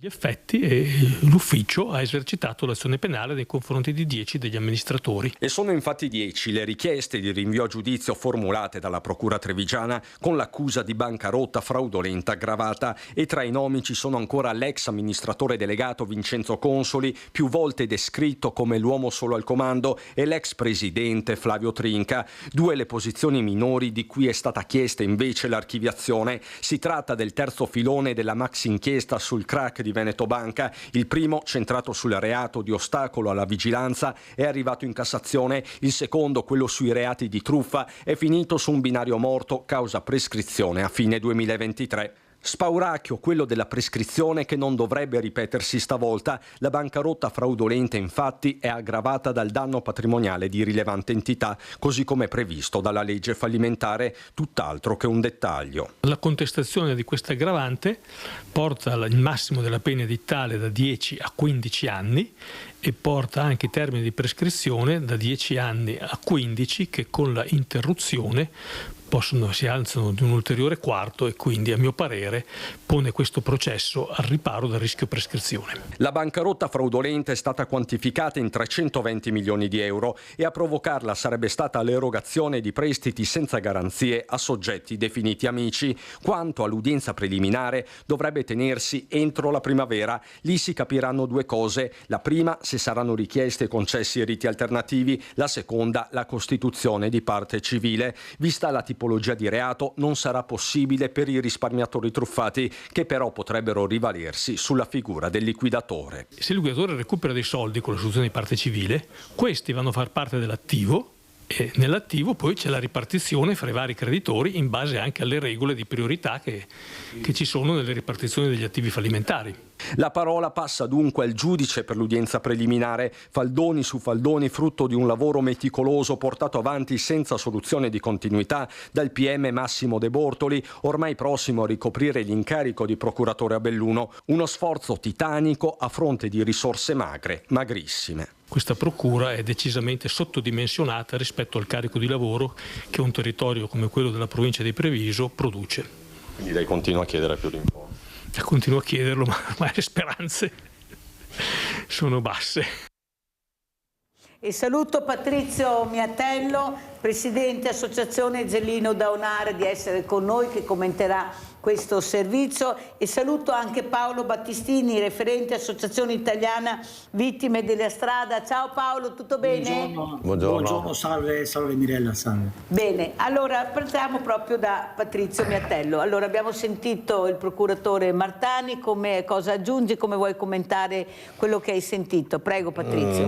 Io quello che voglio già diciamo sottolineare è qualcosa di sbagliato che ha detto il procuratore.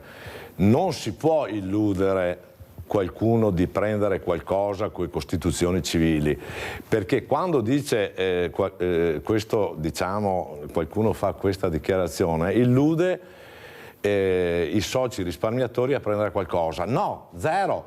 Bene che abbiano fatto la bancarotta fraudolenta, ma signori, per Veneto Banca sono 80.000 soci, cioè se anche ci fosse la bancarotta fraudolenta, comunque ai soci risparmiatori non andrà niente, come si è dimostrato nei procedimenti contro del penale per aggiotaggio, ostacolo, vigilanza e falso in prospetto, che Zonin, pur essendo stato condannato in primo grado, in secondo grado sono stati depenalizzati l'aggiotaggio e il falso in prospetto, quindi che riguardavano i risparmiatori, si sono prescritti. L'8 aprile in Cassazione a Roma ci sarà la conclusione per l'ostacolo vigilanza, cioè che riguarda Banca d'Italia e Consob.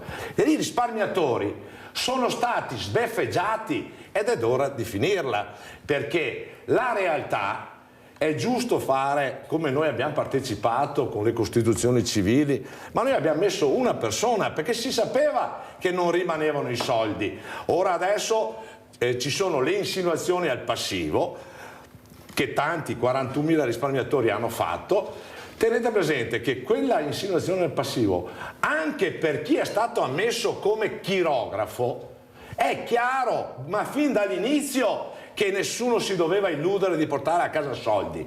Se qualcuno si è illuso o è stato illuso, ha sbagliato, perché rimangono 7 miliardi e 6 che vanno 4 miliardi e mezzo allo Stato e il resto intesa. Ed è questa la vergogna, perché su due banche che ora parlano i giornali di cosa? Di 10 miliardi. Signori, sono state cancellate due banche con 2.200.000 correntisti che qualcuno, Banca Intesa, si è assorbito con €1. e poi ha aumentato gli utili e noi siamo stati devastati con oltre 22 miliardi e 300.000 ipoteche che stanno arrivando. Quindi il risultato che abbiamo ottenuto politico col fondo indennizzo risparmiatori, perché ho trovato i conti dormienti che le banche fanno dormire, abbiamo portato a casa 1,3 miliardi per alleviare le persone che avevano la casa all'asta, ma non è niente di quello che è fatto. Perché? Perché nel momento in cui è stata fatta la legge, è arrivato il Covid, su 300.000 soci risparmiatori truffati, perché c'erano anche le altre 9 banche del resto d'Italia, solo 144.000 sono riusciti a fare la domanda.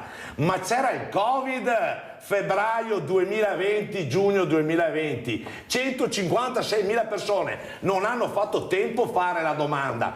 Quelli che hanno fatto tempo a farla ne sono morti minimo il 60%, perché era il periodo Covid e nessuno ha tenuto conto di questo. E allora io dico semplicemente, noi siamo arrivati a questo punto.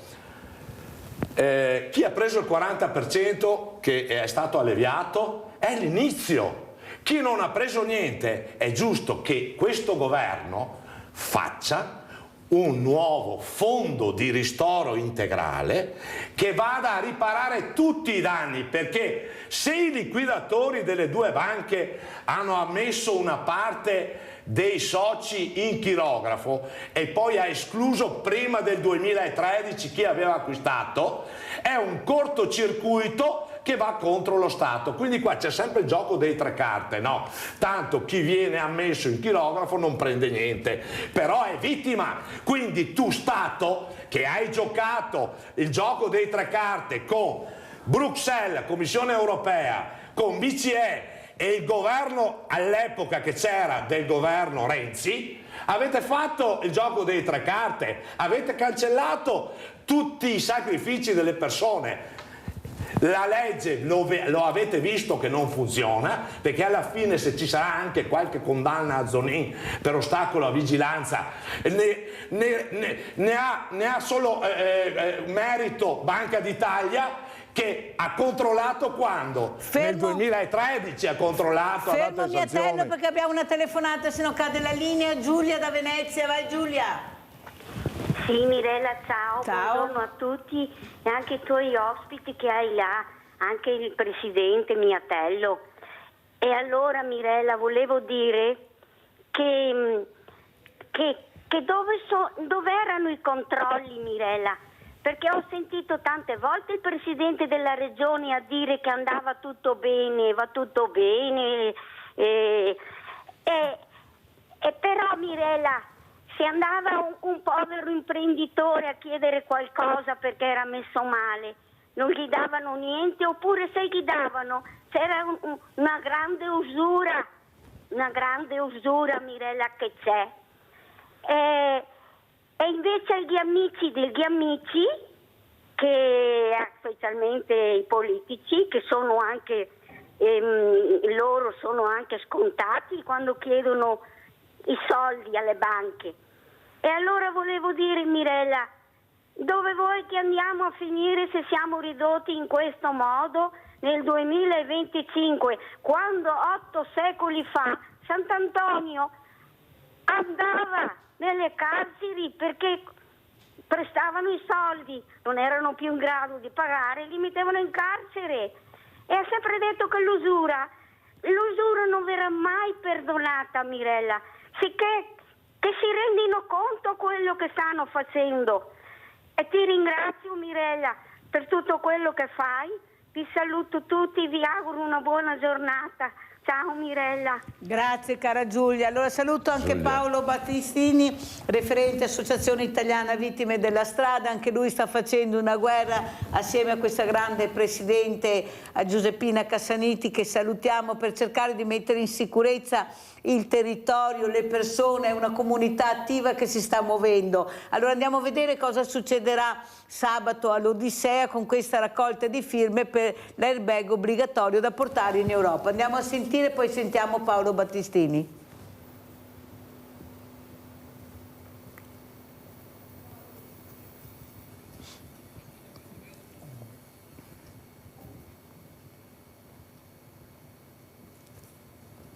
Gli ultimi dati che abbiamo in mano, rispecchiati proprio dalla provincia di Treviso, l'anno scorso 62 erano i morti, diciamo, in provincia e ben 15 con le due ruote. Cosa significa? Che ben il 25% è mancato con le due ruote.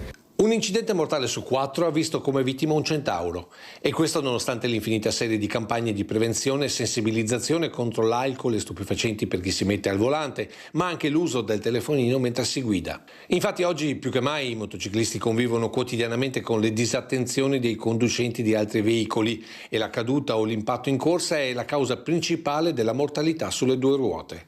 Ecco perché da tempo è in atto una raccolta firme per una legge europea sull'utilizzo di tute airbag salvavita, che sabato 6 aprile approderà anche all'interno dell'Odissea di Spresiano. Gli incidenti, ripeto, ci sono sempre stati, ahimè ci sono ancora, ci battiamo da sempre perché questo diminuisca in maniera molto significativa. Un tempo erano i rottami delle auto incidentate fuori dalle discoteche, oggi è la raccolta firme per rendere obbligatorio un dispositivo salvavita sulle due ruote. Tra gli aderenti all'iniziativa anche il sindaco di Spresiano, mentre sono stati invitati tutti gli altri amministratori locali della Marca. Ringrazio, tanto per dire qui, che sia anche di esempio poi per tutte le discoteche, diciamo, dell'Adriatico, e volevo cogliere l'occasione per vedere anche se l'assessore, l'avvocato De Checchi di Treviso, il sindaco di Treviso quella sera possa venire qui in discoteca. Questo perché? Perché ci sentiamo in qualche modo inalberati. Ancora da settembre la città di Treviso ci aveva promesso di portare al Consiglio Comunale l'approvazione della mozione dell'obbligo airbag da portare a Bruxelles, da portare a Strasburgo, e sono 7 mesi che è calendarizzata, ma siamo sempre all'ultima ruota del carro. Allora Paolo Battistini, come commenti, ecco, tu con la Cassaniti eravate, ecco, proprio partecipi a questa conferenza stampa che c'è stata, perché sabato ci sarà questa importante raccolta firme per l'albergo obbligatorio alla discoteca Odissea. Prego Paolo.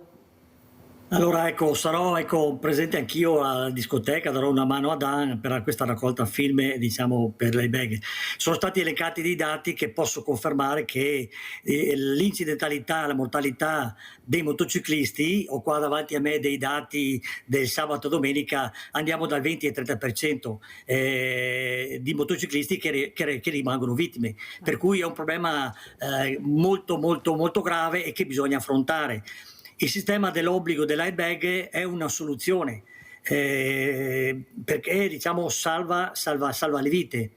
Per cui noi insistiamo con questa raccolta firme per portarla a Bruxelles, per fare, diciamo, renderla obbligatoria e anche, diciamo, incrementare magari la ricerca tecnica, perché ovviamente devono essere prodotti sicuri, omologati e così via, per cui ecco, incrementare questa ricerca tecnica e renderla obbligatoria, anche aiutando, diciamo, l'acquisto, detassando l'acquisto, diciamo, ecco, con delle agevolazioni fiscali, perché purtroppo sono prodotti che costano, però ecco, se noi guardiamo la vita vale molto di più di un costo di un giubbetto airbag o di un casco o così via, per cui ecco, è la vita che bisogna tenere presente.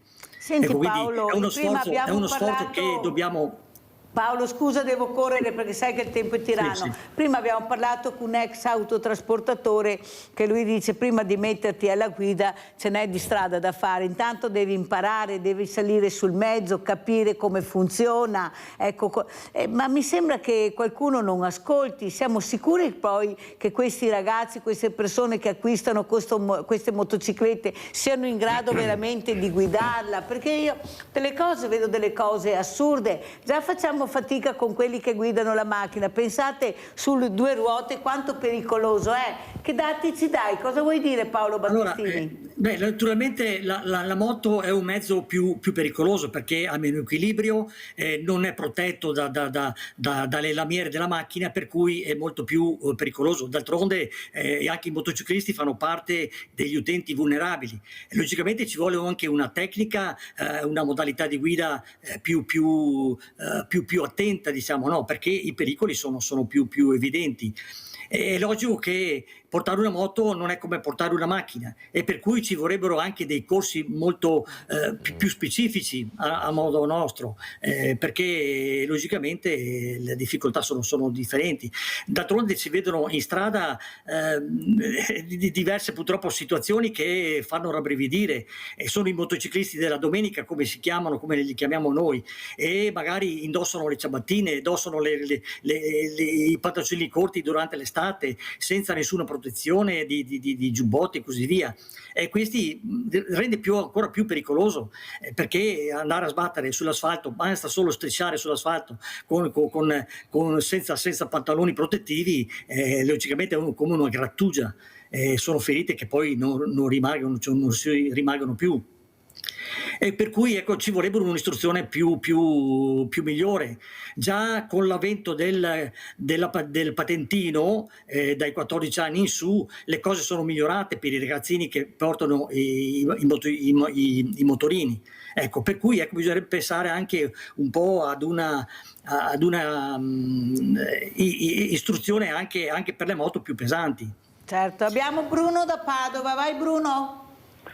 Sì, ciao Mirella, io volevo solo dare un ringraziamento particolare a Patrizio per tutto quello che fa instancabilmente. Lui ha tracciato un excursus necessariamente ridotto, perché abbiamo vissuto anche con altre associazioni dei momenti magici, con la giornata risparmio rubato a Roma. Lì abbiamo avuto molta credibilità, abbiamo avuto contro un governo veramente ostile, che era quello di Renzi, e che si è permesso di bloccare nelle autostrade poveri anziani pensionati che in pullman stavano confluendo a Roma proprio per portare un segnale di protesta. 2017. Venerdì Patrizio ha organizzato a Vicenza una bella iniziativa nonostante la pioggia battente, e noi siamo di nuovo fiduciosi di poter tornare quanto prima su altre piazze. Ricordo Treviso, dove il governatore aveva dato ampie speranze, c'era una gran folla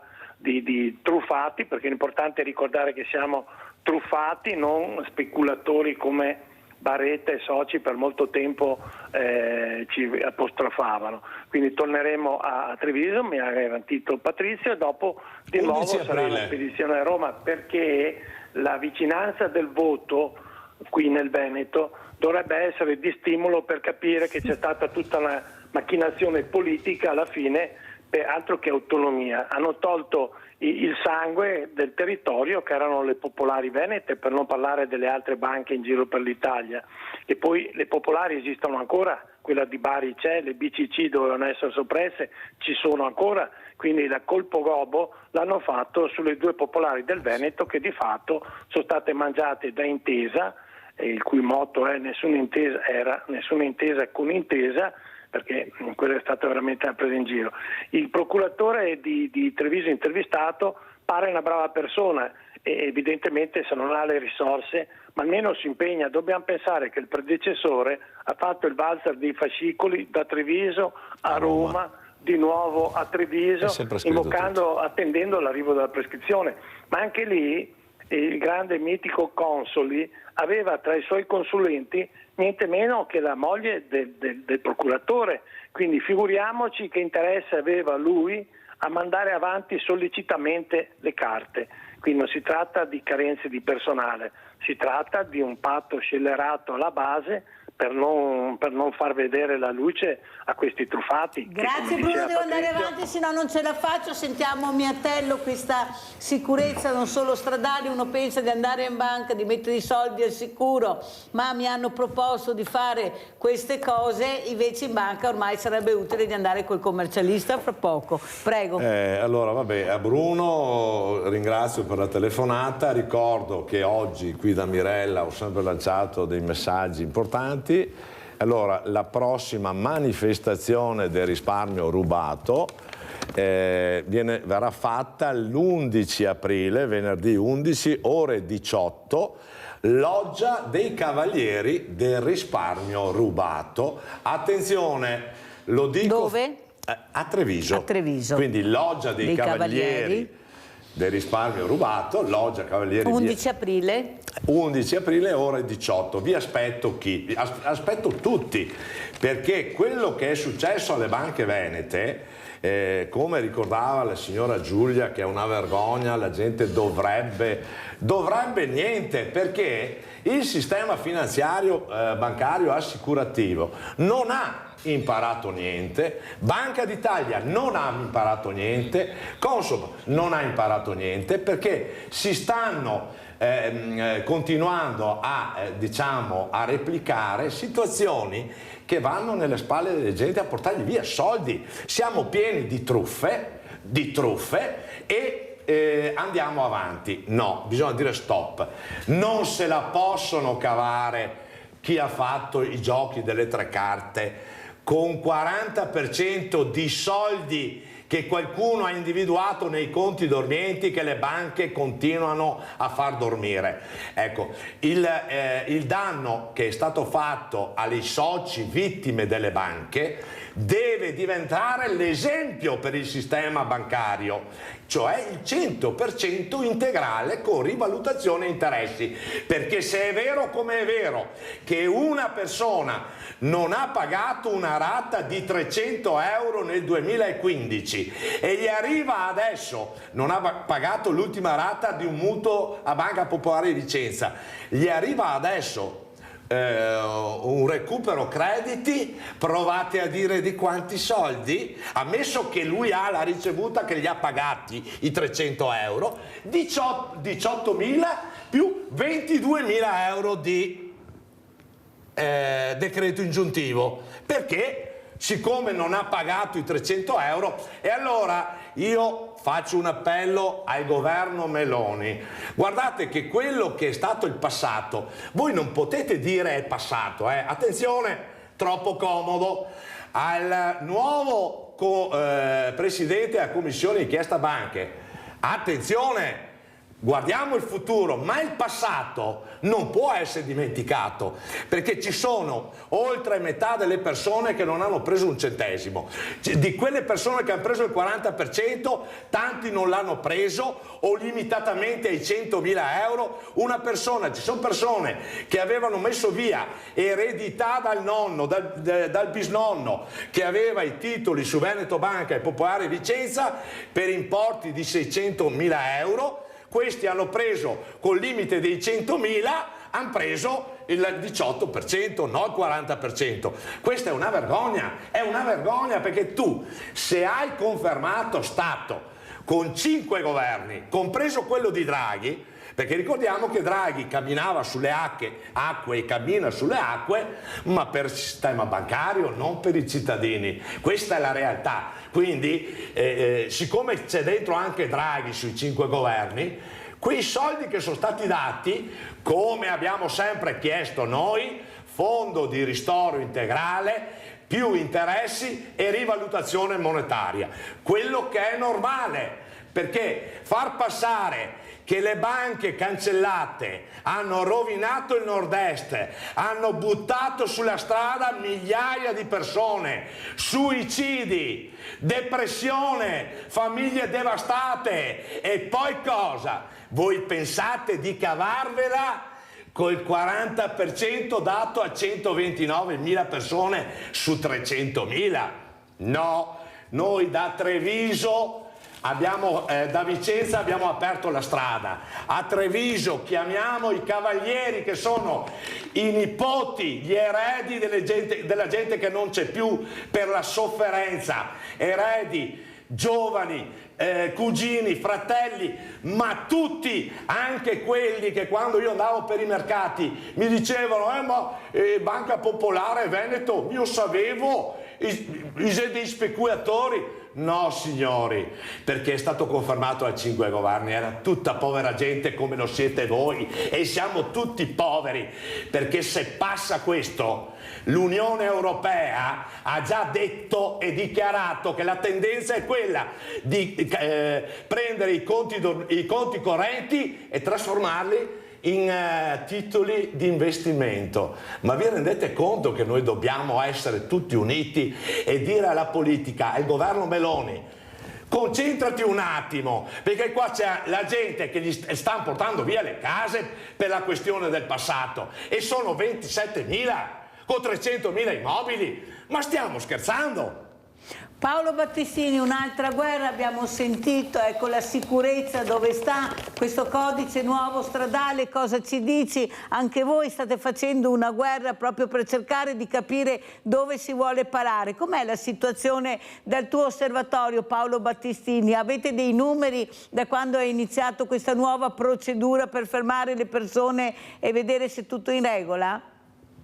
Allora, è uscito proprio ieri o l'altro ieri un articolo del Sole 24 Ore che dice, li ho qua davanti, fa un po' il resoconto delle persone fermate e a cui vengono sospesa la patente perché hanno il cellulare, hanno altre trasgressioni e così via.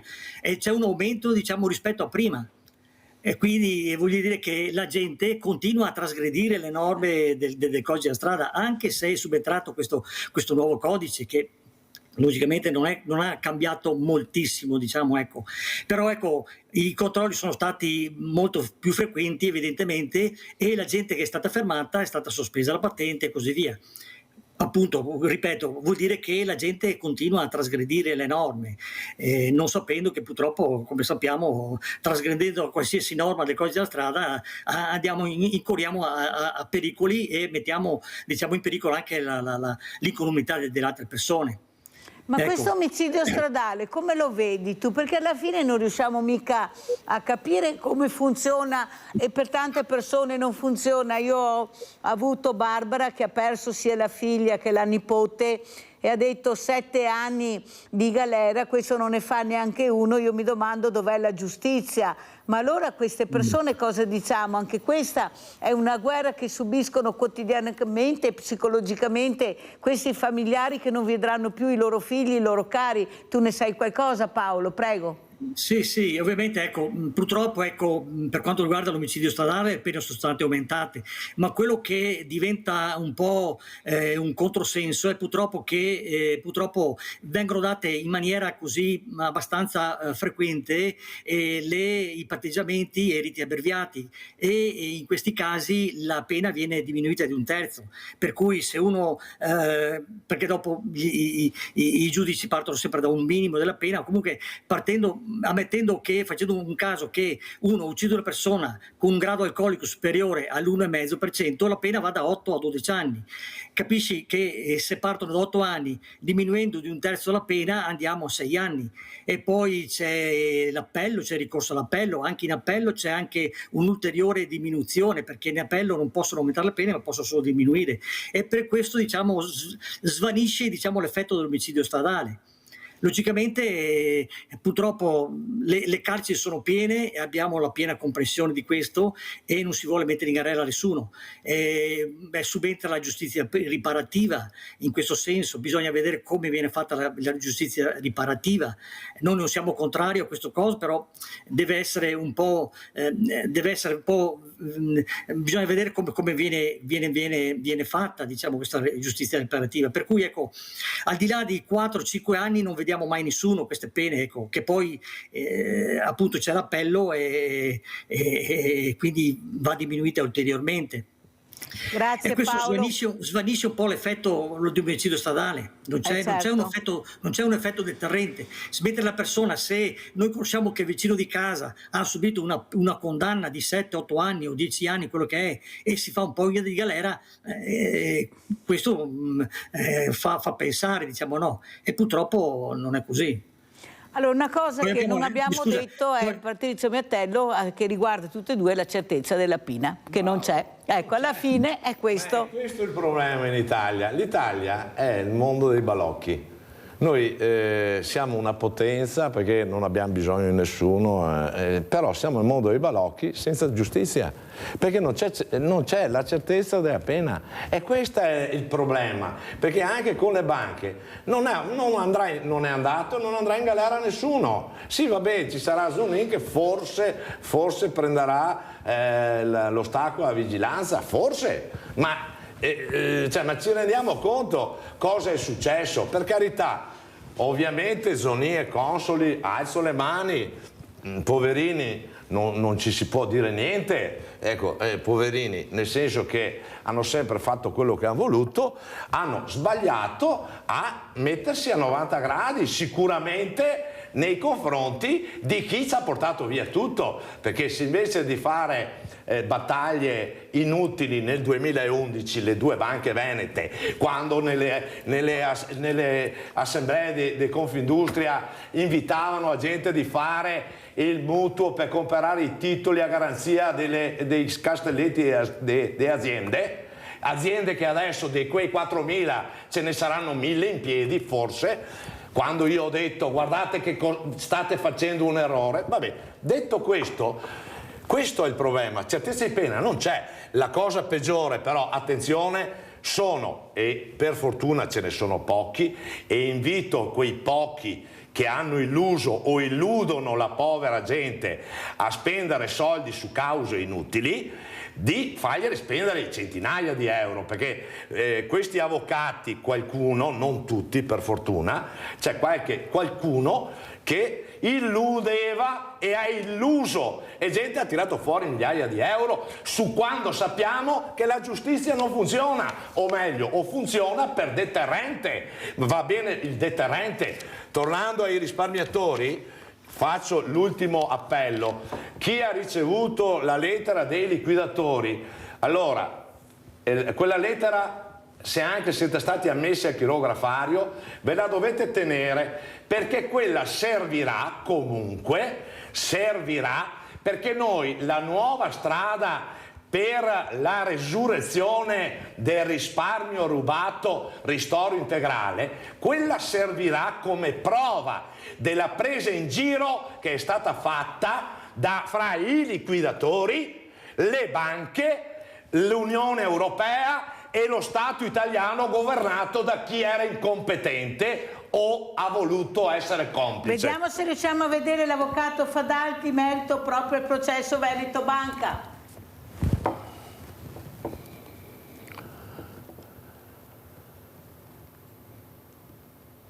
Vediamo se parte il servizio.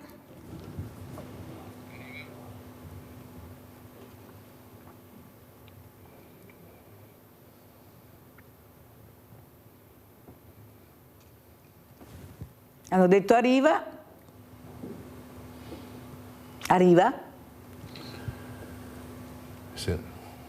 Per quanto riguarda i singoli azionisti o obbligazionisti della ormai deceduta Veneto Banca, possono far valere i loro diritti personali, e quindi in specie per esempio il mancato investimento, il mancato disinvestimento e la perdita di fiducia nel sistema. Questo significa soltanto una cosa, ovvero che i risparmiatori truffati nel crack Veneto Banca tenteranno di costituirsi parte civile anche nel nuovo filone d'inchiesta che riguarda la bancarotta fraudolenta aggravata, per cui la Procura della Repubblica di Treviso ha avanzato 10 richieste di rinvio a giudizio con i nomi altisonanti dell'ex amministratore delegato Vincenzo Consoli e dell'ex presidente Flavio Trinca. Insomma, la partita dei risarcimenti non è affatto chiusa, ma soprattutto i risparmiatori sembrano non fidarsi dei soggetti liquidatori che, secondo una prima indicazione della Procura, potrebbero essere gli unici legittimati a costituirsi parte civile, salvo poi interfacciarsi in un secondo momento con i creditori. Luigi Fadalti, che da anni rappresenta buona parte dei truffati, spiega la genesi di questo terzo filone giudiziario. La contestazione del reato fallimentare dipende dalla dichiarazione dello stato di insolvenza pronunziata ormai quasi 8 anni addietro al Tribunale di Treviso.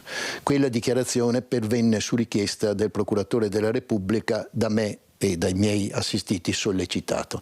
In quell'occasione i commissari giudiziali si opposero, e questo è motivo di riflessione, alla dichiarazione dello stato di insolvenza. Prima però dell'udienza preliminare per la bancarotta resta da definire la posizione della società che all'epoca del crack si occupava della revisione dei conti, la PwC, per cui il processo è pendente in Cassazione. A fine febbraio le nuove udienze. Le costituzioni di parte civile sono circa 8.000, considerando che sono ciascuna per una persona, ma potrebbe essere anche per una famiglia. Sono altrettanti i danneggiati che hanno ritenuto di esercitare l'azione civile. Voglio ricordare che gli azionisti di Veneto Banca erano circa 80.000. Quindi 8.000 sembrano tantissimi, ma potrebbero essere solo la classica punta dell'iceberg. Assolutamente sì. Allora io saluto Paolo Battistini, referente Associazione Italiana Familiari Vittime della Strada. Vi ricordo chi ha la possibilità di partecipare, di andare a firmare sabato 5 febbraio all'Odissea, 5 aprile all'Odissea per questa importante raccolta firme per l'albergo obbligatorio. Velocissimo? Sì, allora io ricordo l'11 aprile, invito tutti ad andare all'Odissea, però venite anche a Risparmio Rubato, 11 aprile. Loggia dei Cavalieri Treviso, ore 18, venite in massa. Dico a tutti, attenzione al discorso giuridico, se c'è da spendere 10, 20, 50, 100 euro, fatelo, non spendete migliaia di euro perché poi rimanete solo illusi e perdete soldi. Grazie anche a Patrizio Miatello, Presidente Associazione Angelino Daunari, di essere stato con noi, sempre combattivo, sempre avanti. Grazie, grazie. Adesso andiamo a pranzo con la proposta di Mirella. Bentornati con noi pure oggi e con dei bocconcini di sfoglia.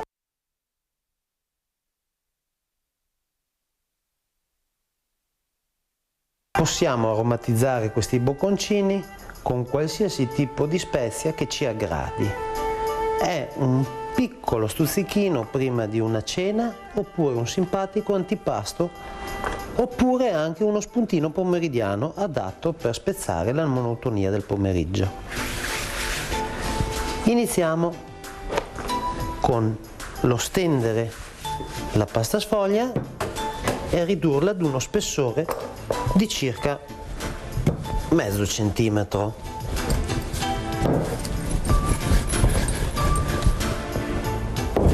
Dopodiché ci aiutiamo con un pizzico di farina .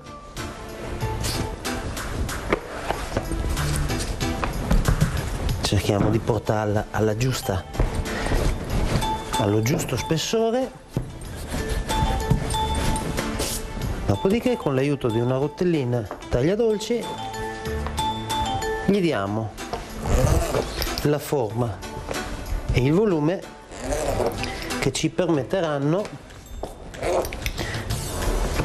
di poggiare il tutto in una teglia che poi dovremo infornare nel nostro forno di casa, che nel frattempo avremo scaldato e portato a 200-220 gradi. Ecco, dopo aver tirato la sfoglia e poggiata nella teglia, andiamo a rompere in una terrina un uovo e con l'aiuto di un pennello sporcheremo la superficie della pasta sfoglia di uovo per l'appunto.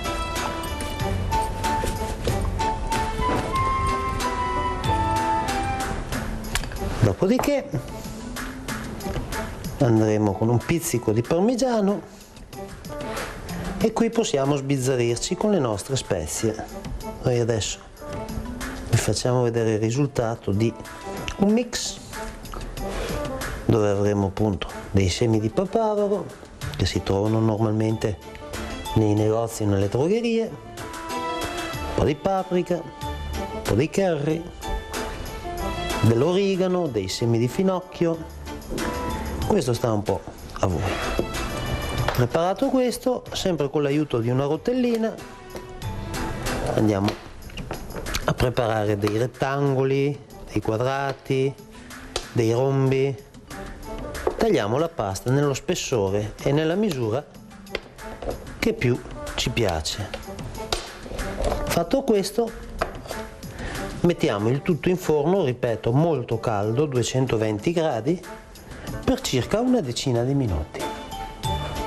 Bene, le nostre sfogliatine si sono cotte, quindi possiamo toglierle dal forno ed andiamo a preparare il piattino con cui le porteremo in tavola, belle fraganti e calde, e vedremo il nostro carissimo Thomas cosa riuscirà ad abbinare come aperitivo a questo stuzzichino che potete preparare in 2 minuti a casa vostra tranquillamente.